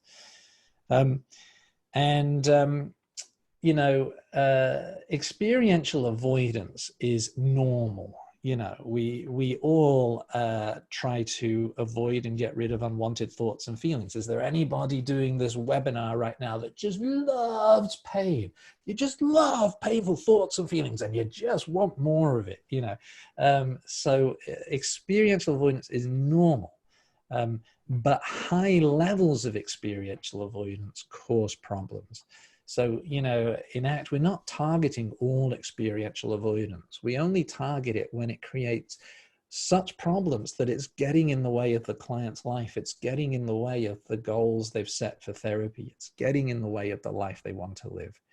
And, high levels of experiential avoidance directly correlate with your risk of depression, anxiety, developing PTSD after traumatic events, addiction, poor performance at work, long-term disability from any type of illness or injury, and correlate with a whole range of different DSM disorders. So high levels of experiential avoidance are very pathological. And what is it that creates high levels of experiential avoidance? Well, it's fusion. Okay? If I'm fused with the idea, you know, that these feelings are bad, awful, horrible, unbearable, I can't stand feeling this way, and I have to get rid of these. I can't have a good life until these feelings have gone. I can't be the person I want to be or do the things I want to do until I've got rid of these feelings. As long as I'm kind of fused with those judgments about my feelings and that rule about how to live my life, then I'm going to have high levels of experiential avoidance. So fusion and avoidance go hand in hand. All right.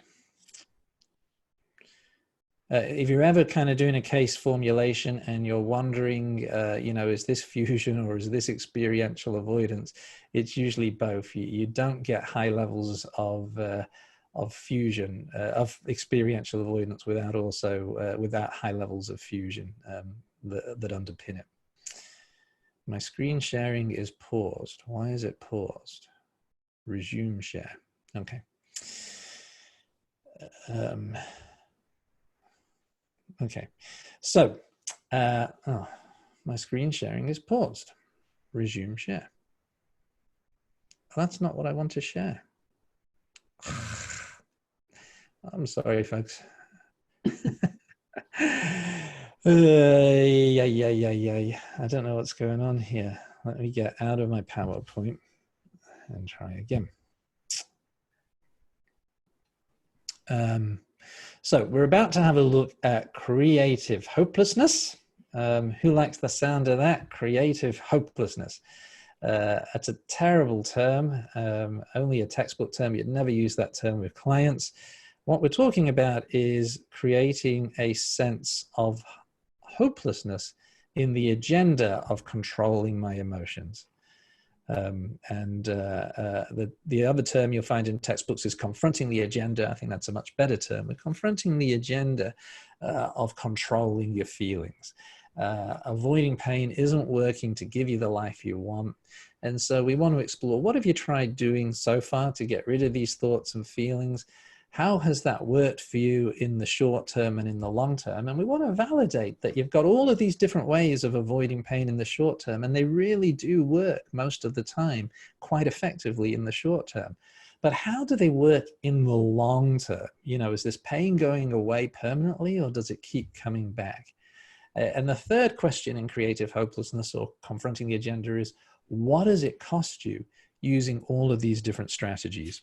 So there's many different ways of doing creative hopelessness with clients. I'm going to take you through, on page 16 of your handout, you will find a worksheet.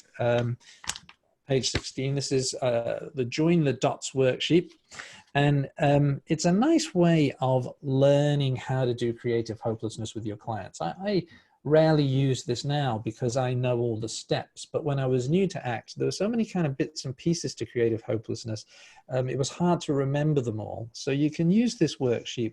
You can also, you can even fill this in with clients during a session, or you can assign it as a homework task between sessions. So I'll just get you to do it for yourself right now. Let's just read it through. We all try to avoid or get rid of difficult thoughts and feelings, and the aims of this exercise are to find out what methods you use and how they work in the long term. Please don't start judging these methods as good, bad, right, wrong, positive, or negative. Now, that's so important. We don't want to be saying, you know, drugs and alcohol are really bad, but meditation, yoga, and fruit salad, that's really good. You know, we're not here to tell people how to live their lives. We want to look at this in terms of workability. So the question we're asking is not whether these methods are good or bad or right or wrong, but are they workable? Do they work in the long term to help you build the sort of life you want? And if the answer to that question is yes, if they are kind of working in the long term to build the life you want, well, keep doing them. You know, we're not mindfulness fascists. We're not kind of like, you have to take away all of your avoidance strategies. You know, there's a time and a place where these avoidance strategies are completely harmless. And there's another time and place where they're actually really useful. You know, there's a time and a place where a bit of distraction is a really useful skill to have. So we're only targeting these things when they're so excessive and rigid and inappropriate that they're getting in the way of life. So begin by identifying what are the main thoughts, feelings, sensations, memories, emotions that you do not want. I'll get you just to do this for yourself. Just write down a handful of thoughts and feelings that you struggle with that you'd prefer to get rid of. Maybe some memories, maybe some not good enough stories, maybe some emotions that you're struggling with, maybe some urges or cravings for chocolate or coffee, whatever.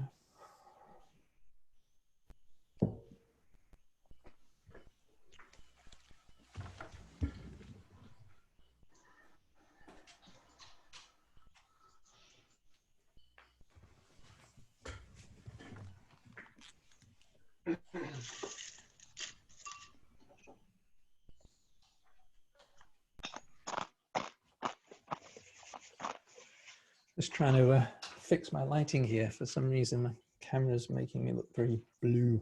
I'm not this blue, really very colorful character.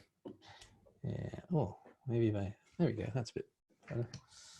Don't know what's going on with my camera. Okay. So you were all able to identify some thoughts, feelings, emotions, memories, urges, cravings, sensations that you don't particularly want. I would say the single most common method that people use to avoid or escape pain is distraction. Wave your hands if you'd agree with that. Yeah, you know, I've never ever met a client with a shortage of distraction techniques. You learn this when you're a little kid. Your mum teaches you. She says, oh, look, there's a shiny thing, and you learn distraction. Right, so just write down on your sheet, or if you can't be bothered writing, just think about what are some of the ways that you distract yourself from thoughts and feelings. And if you're willing to, maybe type them into the chat box. What are some of the ways? Yeah, let's do this with over the chat box. What are some of the ways you try to distract yourself from thoughts and feelings? So we've got online shopping, eating, study, work, social media,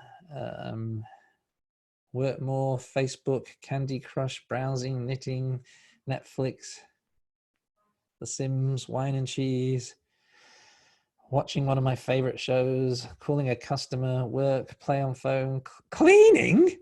Cleaning? Who put cleaning down? Cleaning? That's what I'm trying to avoid, cleaning. Okay, all right, fair enough. Sleeping, binge watching. Okay, so no shortage of distraction techniques. Okay, the O is for opting out. So this is layman's terms for over. Honestly, vacuum cleaning is therapeutic. Oh my God, you're bringing up my greatest fears here. You know, you could use that for me as an exposure task. You know, vacuum cleaning, I suppose. The opting out. So this is layman's terms for overt avoidance. So experiential avoidance means avoiding stuff inside my body. Overt avoidance means avoiding stuff outside my body, like people, places, situations, activities, and so forth. So opting out's a user-friendly term for that. Easiest to begin with procrastination. You know, wave your hands if you are procrastinating on something important right now. Okay, just wave your hands. Okay, so just kind of, that's the easiest thing. What's important stuff that you're procrastinating on, putting off, staying away from. And let's use the chat box as well as writing it on your form there. What's some important stuff that you're procrastinating on, that you're avoiding? What are some situations, people, events, tasks that you're avoiding? Report writing, my thesis, exercise, sending taxes, getting up early, articles, family members. Wave your hands if you're avoiding a family member right now. Studying French, Cleaning, cleaning. I'm with you on that one. We should put the cleaning avoiders together with the avoidant cleaners. We could create a kind of little online business that way. Or, yeah, reading the Testament, not speaking in public. Yeah, public speaking. Yep. Anyone avoiding a doctor or a dentist? Anyone avoiding admin tasks? Anyone avoiding a difficult conversation? Wave your hands if you're avoiding a difficult conversation with someone. Yeah, so we can go on all day with this, right? You know, the T is for thinking strategies. So how do you try to think your pain away? So I've put a list here of common thinking strategies. If you want to go through it, just tick all the thinking strategies that you use on that list. Just put ticks by them, and then in the chat box, type in any other thinking strategies, ways you try to think your pain away.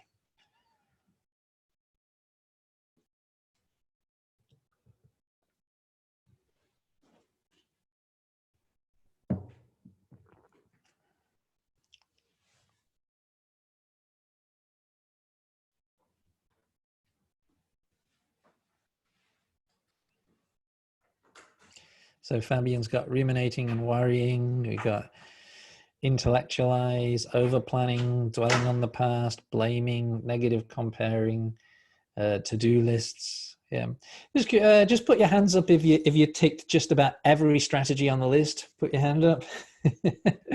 So again, you know, this is common stuff. And then the S is for substances and other strategies. So just type in, what substances are you willing to admit to in public on this webinar that you put into your body to escape pain? Wine, chocolate, potato chips, beer, more chocolate, carbs, Cosmo, Baileys, chips, sugar, junk food, popcorn, wine, food, nicotine, chocolate, candy. Does anyone take paracetamol, aspirin? Does anyone take prescription medications? Does anyone take naturopathic stuff, homeopathic stuff? Does nobody here take crack cocaine? Seriously? Wow, you Canadians, you're a healthy lot. All sorts of stuff that we put into our bodies, right? And then the S is for substances and other strategies. So any other strategies that you ever use for trying to avoid or get rid of pain. So just kind of write down any other strategies in the chat box: yoga, breathing, sleeping, CBT, self-help books, stretching, sport, singing, sex, call a friend, put on a mask, see a therapist, psychotherapy, delegate, yelling, training hard, Mother Teresa, travel, chatting, breathing, music, meditation, working. Now, Chantal, oh, sorry, I'm not supposed to mention when it's a private message who the name was. Anyway, you know, the comment was not that easy to establish when we're moving away or towards. Well, you know, remember, towards means living in line with your values, doing what's effectively. So if these strategies are helping you to live your values, look after your health and well-being in a constructive, life-enhancing way, on the choice point, that's a towards move. Remember, away moves on the choice point do not mean moving away from pain. Away moves on the choice point are not experiential avoidance. Away moves mean stuff that takes you away from your values. You know, if you're doing these things and they're helping you live your values, look after yourself, build the life you want, then they're towards moves. But if you're doing these things and they're taking you in the opposite direction, they're away moves. So the next point then on the worksheet, most of these strategies give you short-term relief. So we always really want to validate this. You know, these things work in the short term. But do any of these strategies give you long-term relief? So these thoughts and feelings never come back again. Do they? Nah. Obviously, that's a loaded question. You know, no one goes to therapy to say, hey, I eliminated all of my negative thoughts and feelings and I just dropped in to tell you. You know, it's a loaded question, but we want clients to really join the dots here. You've been trying hard for a long, long time to avoid and get rid of these difficult thoughts and feelings. You've found dozens of different ways of getting short-term relief. But in the long term, they keep coming back. None of these things is working in the long term.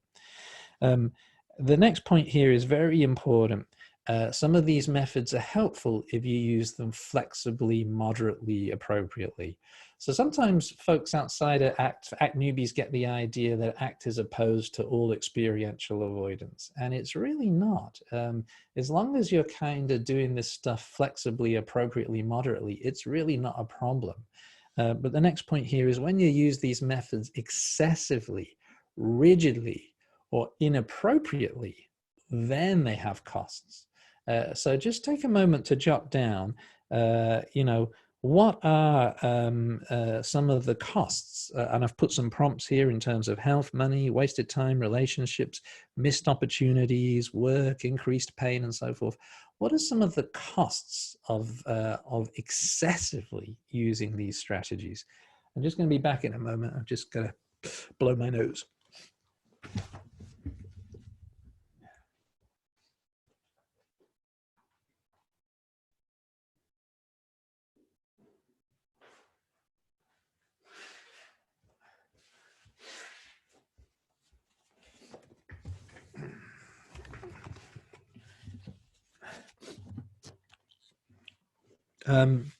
So people are typing in, what are some of the costs? Missing out on life, guilt, interfering with relationships, burnout, discouragement, superficial relationships, dependence, increased anxiety, missed opportunities at work, low self-esteem, sadness, shame, boredom. It's not getting dealt with, the issues just festering, feeling of missing out on my life, feeling stuck, being irresponsible.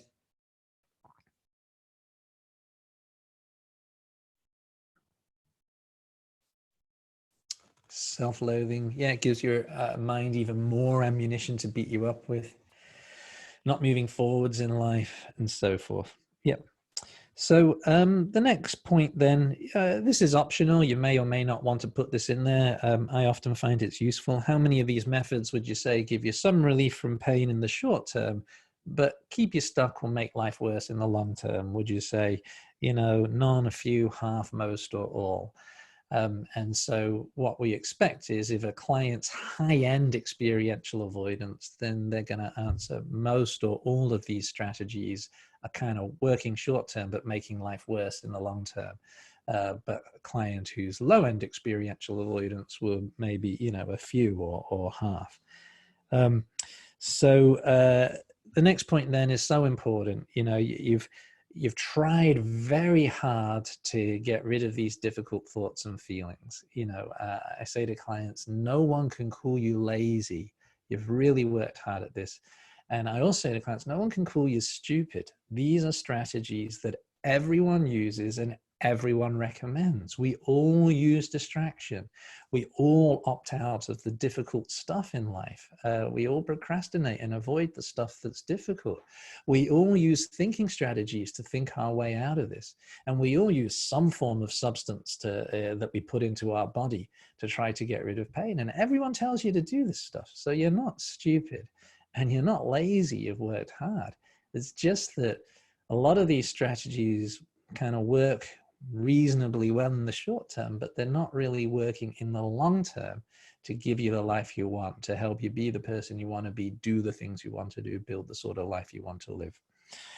And at this point, we expect many people are going to have some uncomfortable feelings showing up, feelings, sadness, anxiety, guilt, sometimes anger, It's not always the case. You know, some clients at this point are very positive and like, all right, so what are we going to do? What are we going to do? But a lot of clients, there will be some uncomfortable feelings. So ask about that. I say to clients, you know, most people find this confronting when we explore this. I'm just wondering what's showing up for you right now. What are you feeling right now? And so a really kind of validating, compassionate response. Yeah, it hurts. Yeah, you know, anxiety is a completely normal reaction. You know, this is confronting for everybody. And then the final point then, so given that no matter what you do, painful thoughts and feelings keep coming back, and given that trying very hard to avoid or get rid of them is actually making your life worse in the long term rather than better, would you be open to a radically different approach? Would you be open to something that is completely, utterly, radically different to everything else you've ever tried? So just wave your hands if you would be open to that. Yay! That's great. Well, you're in the right place. So, you know, in different app protocols, creative hopelessness varies. You know, in most app protocols, it takes around about 20 minutes the first time you introduce this. But there are outliers. So Robin Walser's protocol, Act for Trauma, they spend an entire session on creative hopelessness. In Kirk Strozow's work on brief interventions in trauma, they spend less than 5 minutes on creative hopelessness. So you've got two kind of experts in ACT, both working with trauma, and both, you know, one Kirk Strozow, 5 minutes on creative hopelessness, Robin Walser, 50 minutes on creative hopelessness. So I tend to go to the short side rather than the long side. You know, but if you were to run something like the Join the Dots with a client one-on-one, it would take you about 15 to 20 minutes to do something like that. I'm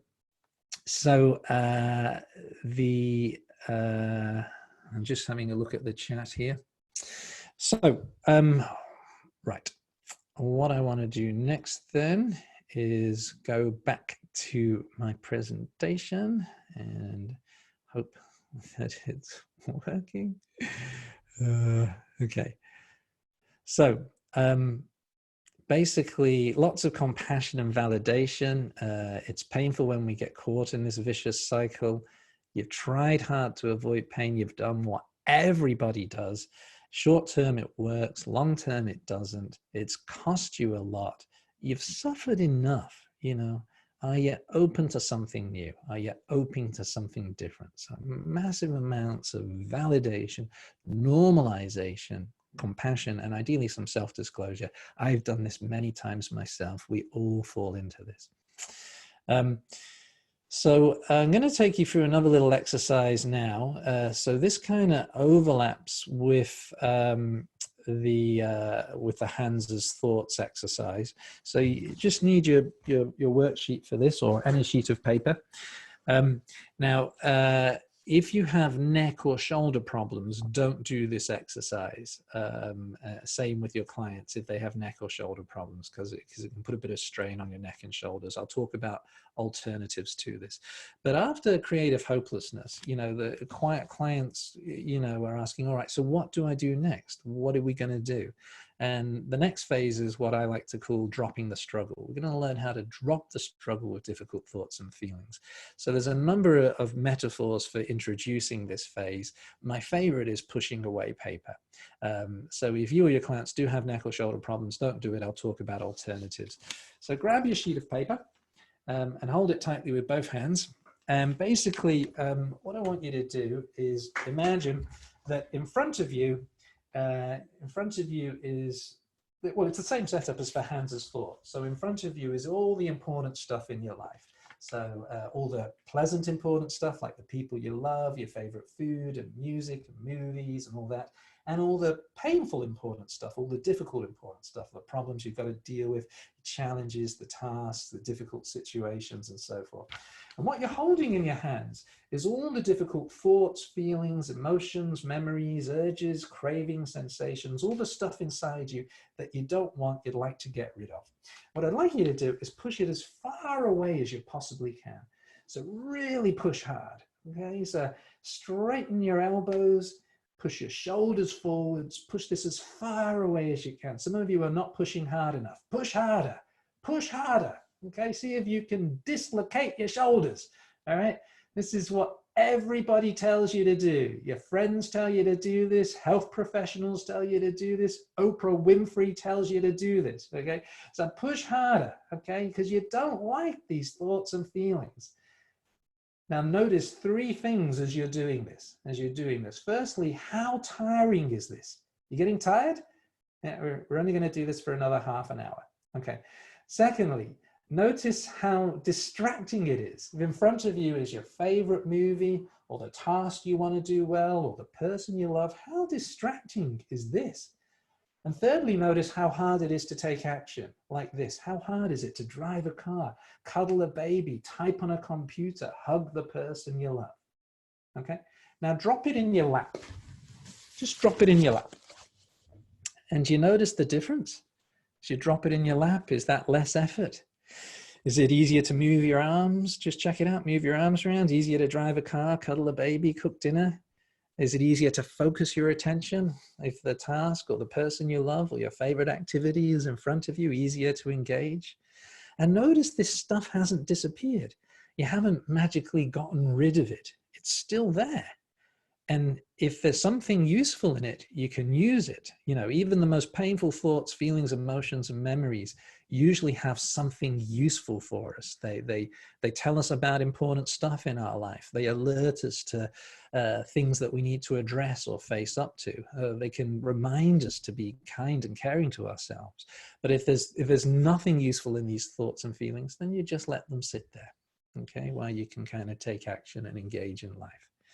So, you know, I'm a big fan of this particular exercise because it's just so powerful. People feel, did you feel the sense of relief when you dropped the struggle? Hands wave if you felt that sense of relief. It's so palpable. And, you know, pain relief in ACT comes from dropping the struggle with the pain. You know, pain relief in most other models comes from trying to get rid of the pain, but in ACT, it's from dropping the struggle with the pain, finding a new way of holding it instead of fighting it. And so this kind of, you know, usually has a powerful effect. Clients kind of get the point. You can still get the same tricky reactions we talked about last week, you know, so with the hands as thoughts exercise, you may get clients saying, well, you know, I can do that with a sheet of paper, but I can't do that with my real thoughts and feelings. And so again, you say, yeah, absolutely, this is just an exercise, you know, just to give you the point of what's coming next. Now we're going to do the real work, and then you move into the experiential work. You may also, sometimes I've had a client who says, well, can't I just do this? And they like grab it and they throw it across the room, you know. And I say, yeah, of course you can. We've just gone through that. You know, dozens of ways of getting rid of it for a few seconds or a few minutes. But how long does it go away for before it's back again? So what you just did, that's just the same thing as doing that. It's the same thing. We're talking about something radically different. We're talking about this, you know. You may also get a client saying, well, how's that going to solve my problems? And same answer, it's not going to solve your problems. It just makes it easier to solve your problems. It's very hard to solve your problems while you're doing this. It's a lot easier to solve your problems like this, you know, but not all problems are solvable. If the problem is the person you love just died, you can't solve that problem. But it makes it a whole lot easier for you to rebuild your life in the face of that loss. It's much harder like this, much easier like this. So many alternatives to that if you or your clients, if it's not appropriate. Trying to get back to share screen again. How are we doing for time? 10:50.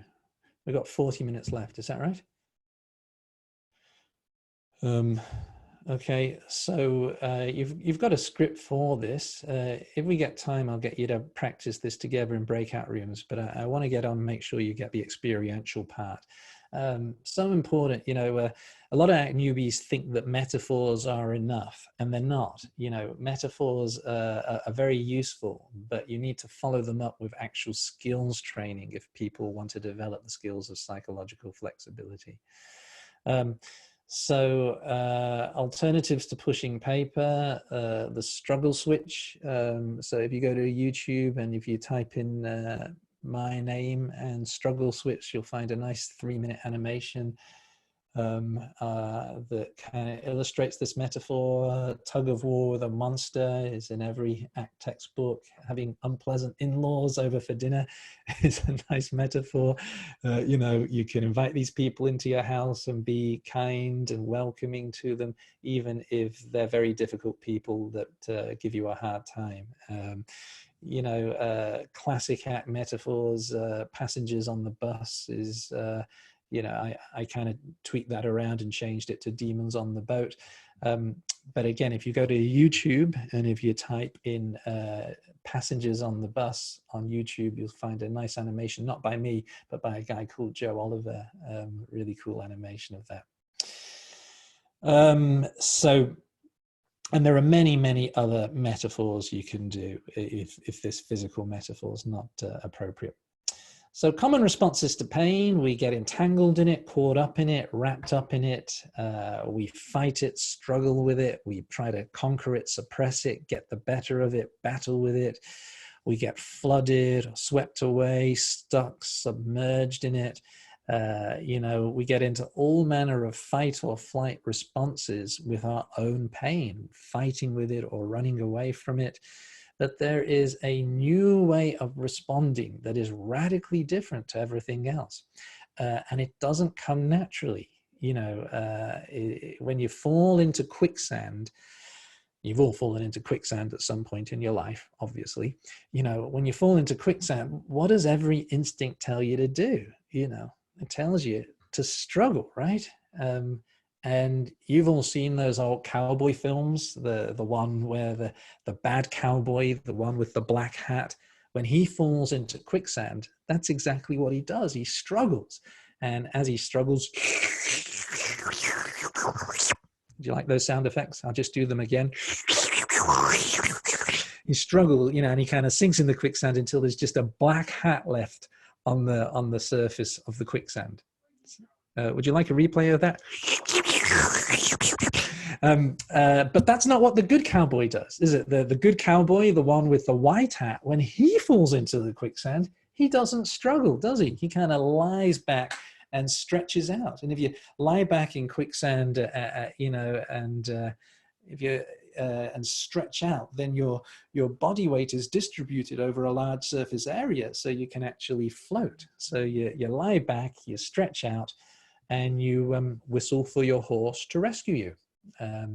If you don't have a trained horse, then an English sheepdog will also do very well. Any kind of clever animal that understands English and can communicate with other people will be useful in this situation.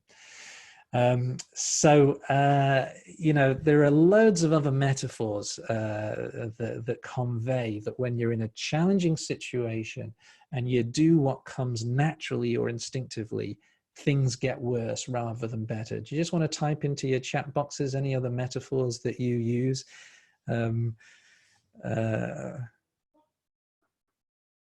Philip Addison says he's never seen that in a film. Yeah, well, you see, this is the day, those of us of a certain age here, we kind of grew up watching these kind of old cowboy films, but certainly, there's a whole generation of people now that haven't seen those old cowboy movies. And I'm worried about it. I'm predicting an epidemic of quicksand drownings. We need to get our kids watching these old cowboy films, before it's too late. Ron in the tangleweed in Harry Potter, the more he struggles to get out of the weed, the tighter it kind of pulls him. He has to stop struggling and then the weed drops him. Bus in Berlin, I have no idea what that means.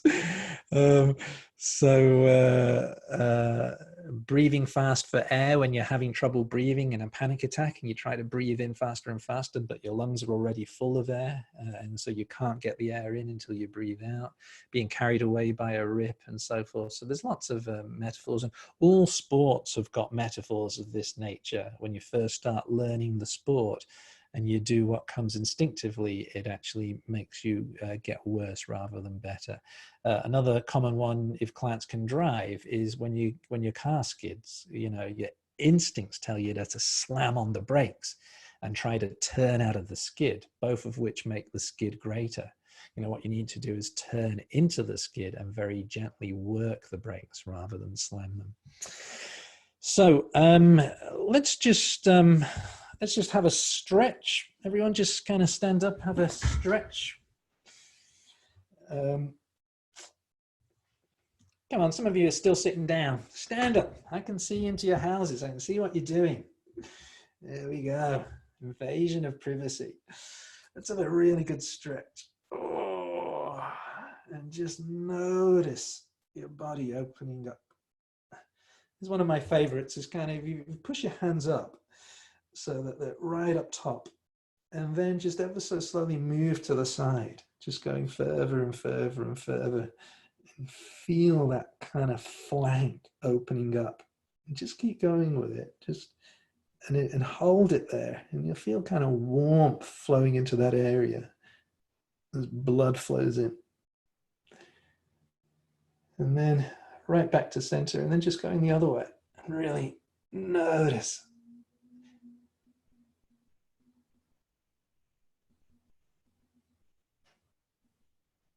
Okay. And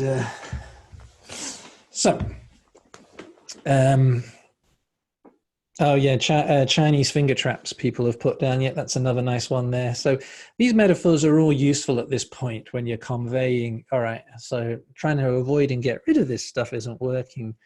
What's the new way of dealing with it? And then after the metaphor, you want to move into the experiential work. You know, these metaphors are not enough for people to learn acceptance skills.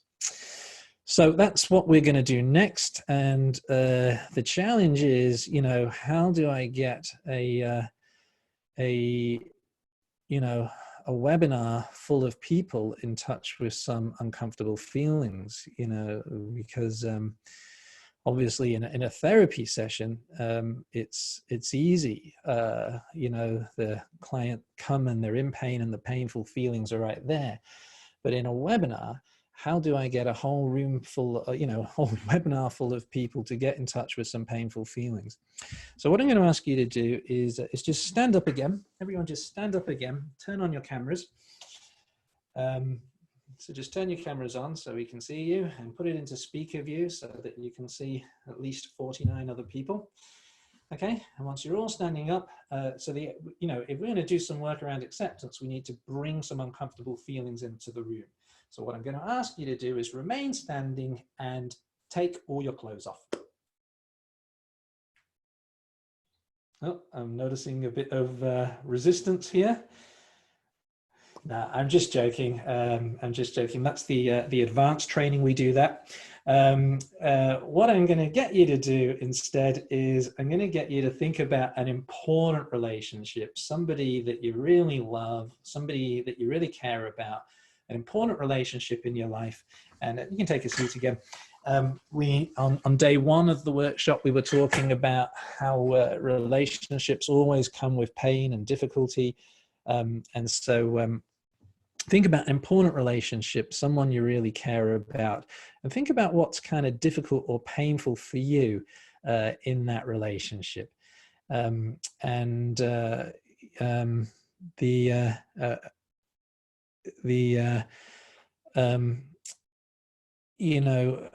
easiest way to do this is to bring to mind a memory that kind of represents the difficulty in this relationship. If lots of memories spring to mind, just kind of pick one to work with. And the idea is you're going to relive this memory deliberately so that you can tap into a painful emotion, fear or sadness or anger or guilt or something like that, so you can work with it in the work that comes next. Remember, all exercises are voluntary. You don't have to do this. Obviously, this is going to bring up uncomfortable feelings. And that's the point of the exercise, so that we can learn a new way of dealing with these feelings. If we go back to the guitar playing metaphor, if you want to learn to play guitar, you have to actually pick it up and start strumming. So that's what we're aiming to do here. And what I'm going to do is take you through an exercise in naming your feelings. First of all, I'm going to get you to notice the feelings with curiosity. Then I'm going to get you to acknowledge them by name using mindfulness speak. I am noticing anger, or here's a feeling of sadness, or I am having anxiety, or I'm having a feeling of sadness. So kind of acknowledge them by name. And then I'm going to take you through a variety of ways to make room for these painful feelings. And then we're going to finish off with expansive awareness, or dropping anchor. It's the same thing. So we'll acknowledge there's pain here, and there's a body here, and there's a room around me. So expanding awareness. And then after the exercise is over, I'll debrief it. I'll go through it with you, all the different things that we do.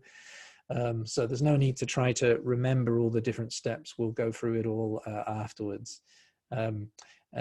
Basically, on tomorrow, I'm going to show you some videos of me doing acceptance work with a client. And when I do it one-on-one, there's a constant dialogue going on.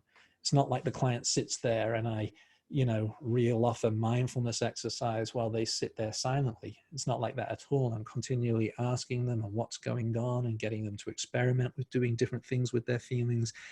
So it's very interactive. But obviously in a webinar setting, I can't do that.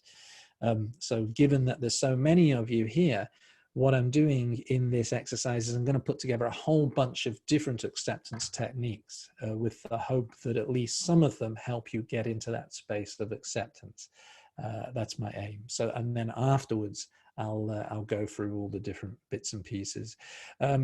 One thing I want to say is this is a fairly intense acceptance exercise. This will probably go for, about 8 or 9 minutes. Now, if you were a brand new client on the first session, you were high-end experiential avoidance. Maybe you've got one of those scary diagnostic labels like borderline. If you see that label borderline, it indicates extremely high experiential avoidance. I'm so scared of my own thoughts, feelings, emotions, memories. I'll do anything to get some relief from them. I'll cut myself, burn myself, drugs, alcohol, suicide attempts, anything that gives me momentary relief. So if you had a client like that, then early on in therapy, you would not be doing an intense exercise like this. What you might do early on is, after you've taught the client to drop anchor, then you might do a 30-second version of what we're about to do now. Or maybe even just a 10-second version. And then over time, build up to a 30-second version, and then up to a 1-minute version, and then up to a 2-minute version, and gradually build up the client's acceptance muscles over time. Otherwise, if you go into this too intensely, too fast, your client's just going to freak out. I'm guessing that you folks will be okay with this. So if you're willing to do this exercise, you certainly do not have to, but if you're willing to, I'll get you to sit up straight. I'll get you to either close your eyes or fix on a spot, whichever you prefer. I always give clients a choice of eyes open or eyes closed. I think I said this on day one, but I'll say it again. If clients are very sleepy, drowsy, or if they're very paranoid and distrusting, I encourage eyes open. Also, certainly in the early phases of trauma work, always encourage eyes open, because it's just so easy for people to dissociate or fuse when their eyes are closed. So same for you folks. I know it's getting late in the evening at your side, so maybe eyes open might be a better option. Anyway, see how you go. So sitting up straight with your feet on the floor, your back straight, closing your eyes or fixing on a spot, whichever you prefer, and really tapping into that sense of curiosity, like a curious child. You are so curious about the world. And just with curiosity, taking a moment to notice what your mind is doing. Is it chattering away, or is it quieting down? What's it saying? Also, check in with your body. What kind of feelings, sensations are in your body right now? Quick scan from head to toe. And also take a moment to connect with your values. You're about to do an exercise that's uncomfortable, that you know is going to trigger uncomfortable feelings. So why? Why would you do something that's going to be uncomfortable? Come back to the values that bring you to this workshop. Why are you here? Reconnect with the values that bring you here today. And in the service of those values, are you willing to do an exercise that's uncomfortable? Let's make it even more specific. Come back to your values in the relationship that you're going to focus on. What sort of person do you want to be in this relationship? How do you want to handle yourself when difficult stuff shows up? When difficult thoughts and feelings show up in your relationship, as they're guaranteed to do? What sort of person do you want to be? What are the values you want to live in that relationship? And in the service of those values, are you willing to do this uncomfortable exercise? If the answer is yes, then I invite you to bring to mind a memory that represents what is difficult or painful or stressful in this relationship, and make that memory as vivid as you possibly can. See if you can relive it, re-experience it. Where are you? Who are you with? What are you doing? Look out from behind your own eyes and see the other person and hear the other person. What does the other person look like and sound like? What are they saying and doing? Notice their facial expression, their body posture. Notice the words they're using. Are they silent, or are they crying, or are they shouting? What's their tone of voice, their volume of voice? What kind of expressions can you see on their face? What are they doing with their arms and their legs and their hands and their gestures? And see if you can tap into the feeling. What does it feel like for you to be experiencing this difficulty in your relationship? Let yourself feel that sadness, anger, or anxiety, or guilt, or loneliness, or whatever it is. Let yourself really feel it. So for the next few moments, you're doing the opposite of what you normally do. You're actually bringing up the pain. Let yourself feel it. Let it bubble up inside you. Let yourself feel that sadness or anger or guilt or loneliness or loss or hurt or frustration or disappointment or whatever it is. Let yourself feel it. Don't push it away. Let yourself feel it. This isn't what you want, right? This is not what you want in this relationship. You didn't want it. You didn't ask for it. But here it is.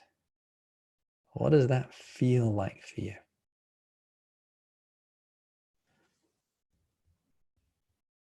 Now, use that noticing self part, that noticing part, that observing part. Use it to quickly scan your body from head to toe. And just kind of notice, where are you feeling this in your body? You're noticing it in your face, in your head, in your chest, your neck, your throat, your tummy, your arms or your legs. Where are you noticing this in your body? And see if you can zoom in on one area where you notice it most. If you've gone numb, pick the area of greatest numbness. And when you've located that area, see if you can, is this feeling, is it at the surface? Is it in the middle? Does it go all the way through? Imagine drawing a shape, an outline. Imagine drawing an outline around it. What is the shape and size of this feeling?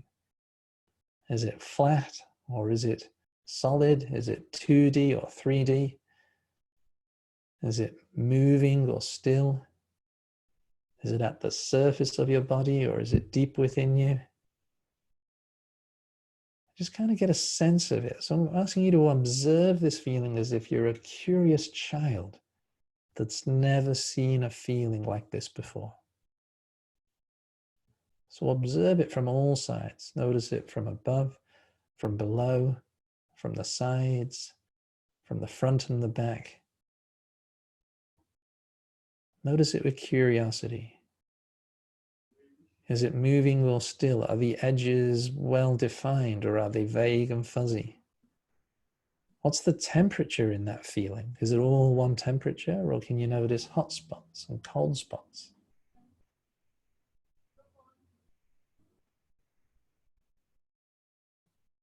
Is it light or heavy? Is there any vibration, movement, pulsation in there? As you're noticing this feeling, take a moment to acknowledge it by name. Say to yourself, I am noticing sadness, or here's anxiety and frustration, or I'm having a feeling of anger, or here's numbness showing up. Acknowledge it by name. And sorry, there's a guy with his kid walking past outside my house. So just kind of noticing that feeling and see if you can breathe into it. See if you can just breathe into and around that feeling. Breathe into and around that feeling. So your breath flows into and around that feeling. And as you breathe into and around it, it's as if you kind of just open up and make space for it. So it's just as if all of this space opens up inside you. You breathe into it and you sort of expand around it, opening up, making room. And if the feeling gets bigger, you make even more room. You know, no matter how big it gets, it can't get bigger than you. So breathe into it, expand around it, and see if you can just allow it to be there. You don't have to like it or want it. Just allow it. Just let it be. And just cycle through those instructions. Observe it, breathe into it, expand around it, and allow it to be there. Now I invite you to take one of your hands and turn it palm upwards and see if you can fill this hand with a sense of kindness and caring. At times you've used this hand in really kind and caring ways to help other people. You've helped out a friend with a difficult task.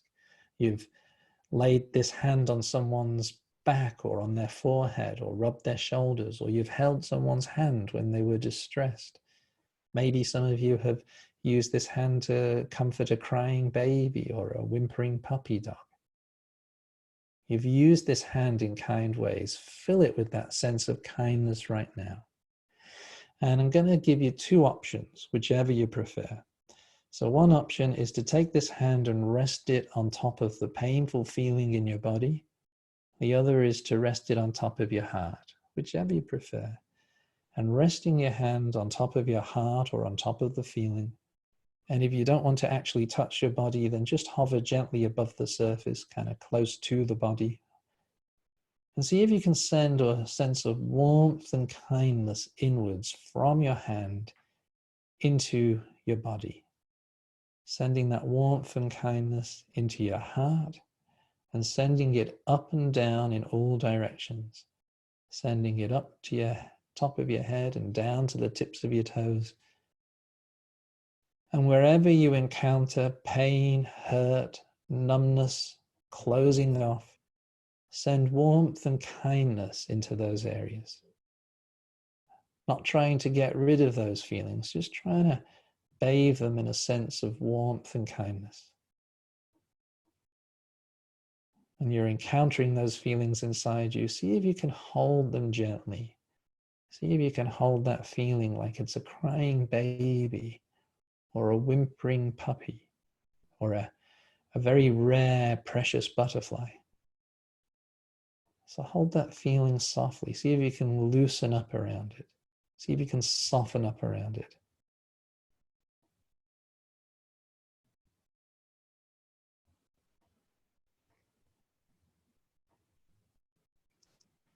Now, keep observing this feeling with curiosity, and at the same time, consider this question. Suppose I could give you a choice. Choice A, you never have feelings like this ever again, but you lose the capacity to care. You don't care about anyone or anything ever. Life becomes pointless and meaningless because you care about nothing, and there'll be no more pain. Choice 2, you really get to care. Life can be full of meaning and purpose. You can have loving, caring relationships because you care.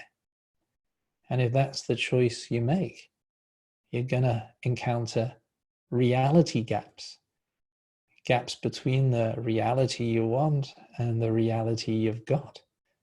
And those bigger those gaps, the greater the pain. So which do you choose? And from that choice, come back to this feeling in your body. Observe it. Breathe into it. Expand around it. Allow it to be there. Hold yourself kindly. With your noticing self, keep noticing this feeling. And with your thinking self, consider this. This feeling tells you something very important. It tells you that you're a living, caring human being, that you have a heart, that there's stuff that really matters to you. This is what a living, caring human being feels when there's a gap between what you want and what you've got. It's not a sign of weakness. It's not a sign of mental illness. It's not a sign of something wrong with you. It's a sign you've got a heart and you care. It's something you have in common with everybody doing this webinar in this moment. Something in common with everybody, every living, caring human being on this planet. So do you have to fight with this feeling? Do you have to run from it? Or can you open up, make peace with it, step out of the battle, allow it to be there, even though it hurts, even though it's painful? Can you let it be? Now we're coming to the end of the exercise. For some of you, this feeling has disappeared. For some of you, this feeling has reduced. For some of you, this feeling is still very intense. To whatever extent the feeling is present, keep it in the spotlight. And at the same time, bring up the lights on your body. So acknowledge the feeling that's here. And at the same time, come back into your body, have a stretch, sit forward in your chair, move, get this body moving, stretching. So there's feelings here, and there's a body around these feelings that you can move. And there's a world around you. Look around, notice where you are. What can you see and hear, touch and taste and smell? And come back to me. So there's you and me here, working together, doing this important work, even with these feelings present. And two things that are very important, especially for those of you that still have intense emotional pain present right now.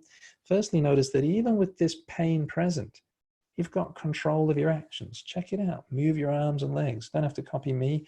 Just kind of move them. Kick your legs under the table. There's a body here you can move. And the other thing is, even with pain present, you can focus on and engage in what you're doing. Give me your full attention right now. You and me here, working together. Come back. Give me your full attention. Notice these designer label clothes that I'm wearing here just for you. Notice the gray patches in my hair where I haven't had my hair done for several weeks due to bloody corona. So there's kind of you and me here doing this work together. So just wave your hands if you did at least in some point in that exercise experience a sense of acceptance. Just give me a wave if you did. So, you know, tomorrow you'll see how I do this one-on-one, but let's just have a look. Oh, I threw my thing over there. If you just want to get your hand out.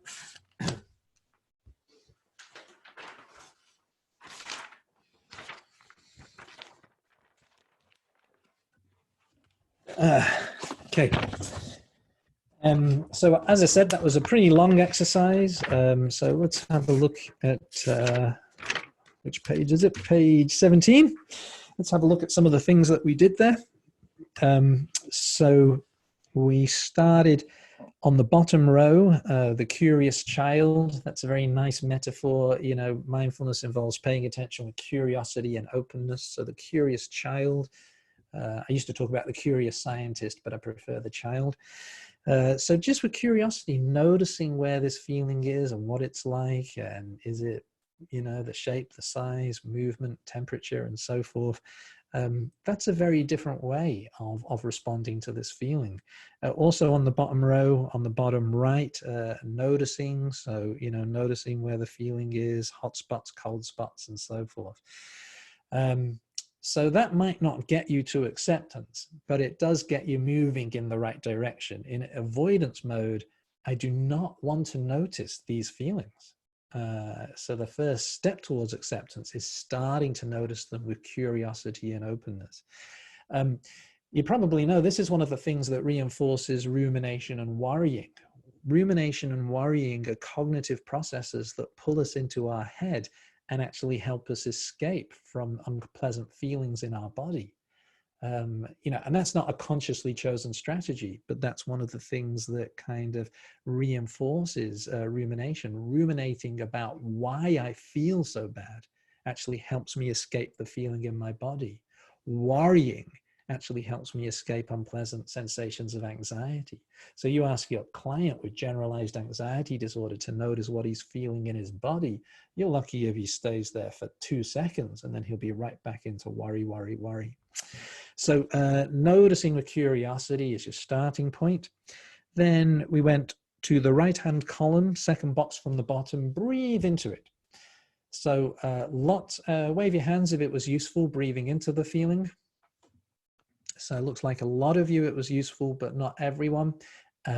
You may recall on day one, I talked about how there are some clients with any sort of exercise that involves a focus on the breath actually have a negative reaction to it, increases their anxiety or makes them dizzy or whatever. So breathing is useful for a lot of people, but not for everyone. So then we went to the left-hand column, 1, 2, 3, fourth box down, expansion. So any kind of metaphor that's about expanding, opening up, making room, making space is useful here.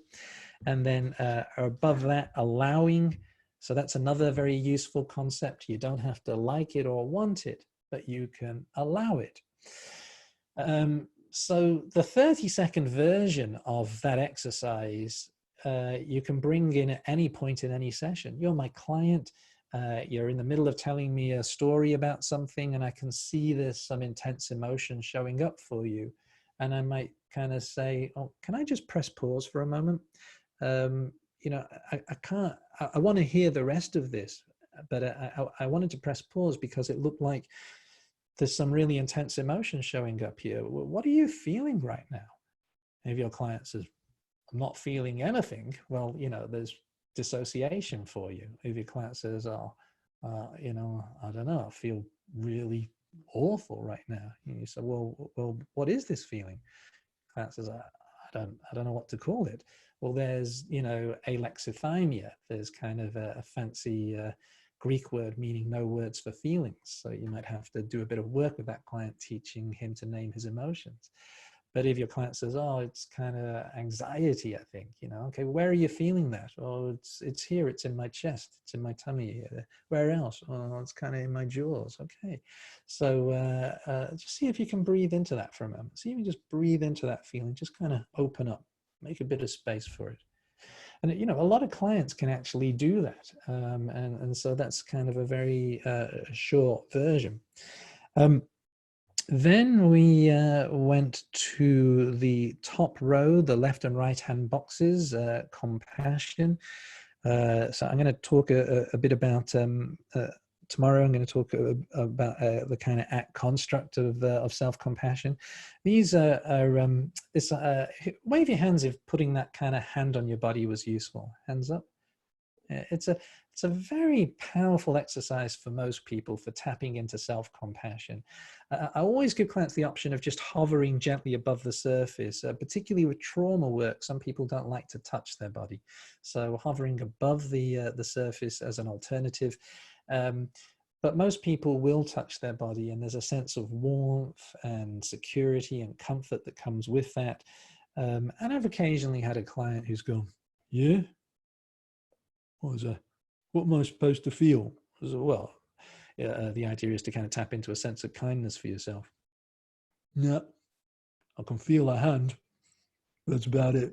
Yeah, and so if you kind of get that sort of response, that indicates that self-compassion is probably an alien concept to this person, and we'll look at how to deal with that tomorrow.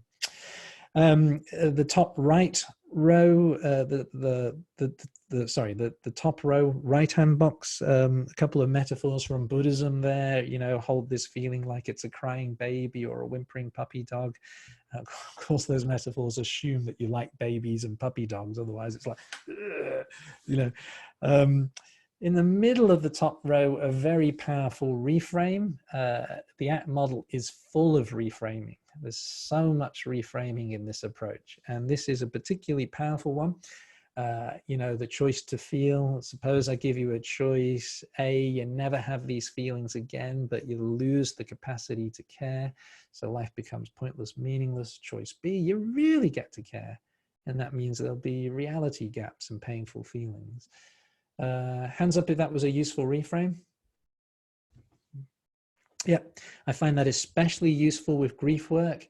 There is no one strategy, tool, technique, or exercise that you would always use in ACT. I can think of a particular client presentation where I would never dream of asking that question.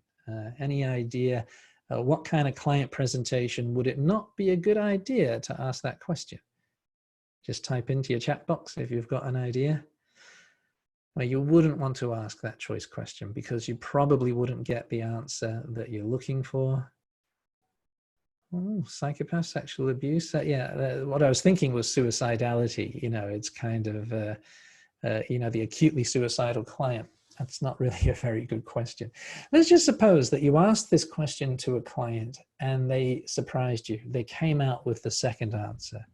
Well, if they did, then you would validate that response. You would say, wow, you know, I already knew these feelings were difficult. Now I have even more understanding of just how difficult they are for you. The fact that you'd rather not care about anything than have this pain. Now I kind of get how hard this is. And isn't that kind of what you've been trying to do? You've been trying not to care with the drugs, with the alcohol, with numbing yourself, with avoiding people, with kind of, you know, all this kind of numbing and zoning out. You've been trying not to care. And the more you use that strategy, is life getting better or is it getting worse? So even if you didn't get the answer that you wanted, you still get a useful answer. Then the right-hand column, third box down, normalizing, another very powerful reframe. Obviously, you know, moving this stuff from the frame of abnormal into the frame of normal facilitates acceptance. You know, normalizing is a big part of most models, but I think ACT goes the extra mile compared to most other models. It is so normal to have difficult thoughts and feelings and emotions and memories, and you know, that plays a big, if I'm kind of going through thinking this is abnormal, everyone else feels happy all the time, that's going to get in the way of acceptance. And then we finished, oh, I forgot to mention, so middle column, second box from the bottom in the middle column, mindful naming. So we label the feeling, here's sadness, or I'm having a feeling of anger, and so forth. And also in the middle column, the second box down in the middle column, dropping anchor. So we finish the exercise with dropping anchor. And so we can bring dropping anchor in at any point, at the start of an exercise, in the middle of an exercise, the end of an exercise. If an exercise backfires and a client has a kind of strong negative reaction, let's bring in dropping anchor. It's so useful. So we're at the end of the webinar for today. So tomorrow we'll look at self-compassion, and I'll start showing you some videos of a therapy session. Just wave your hands if that was useful for you today. Lovely, fantastic, thank you.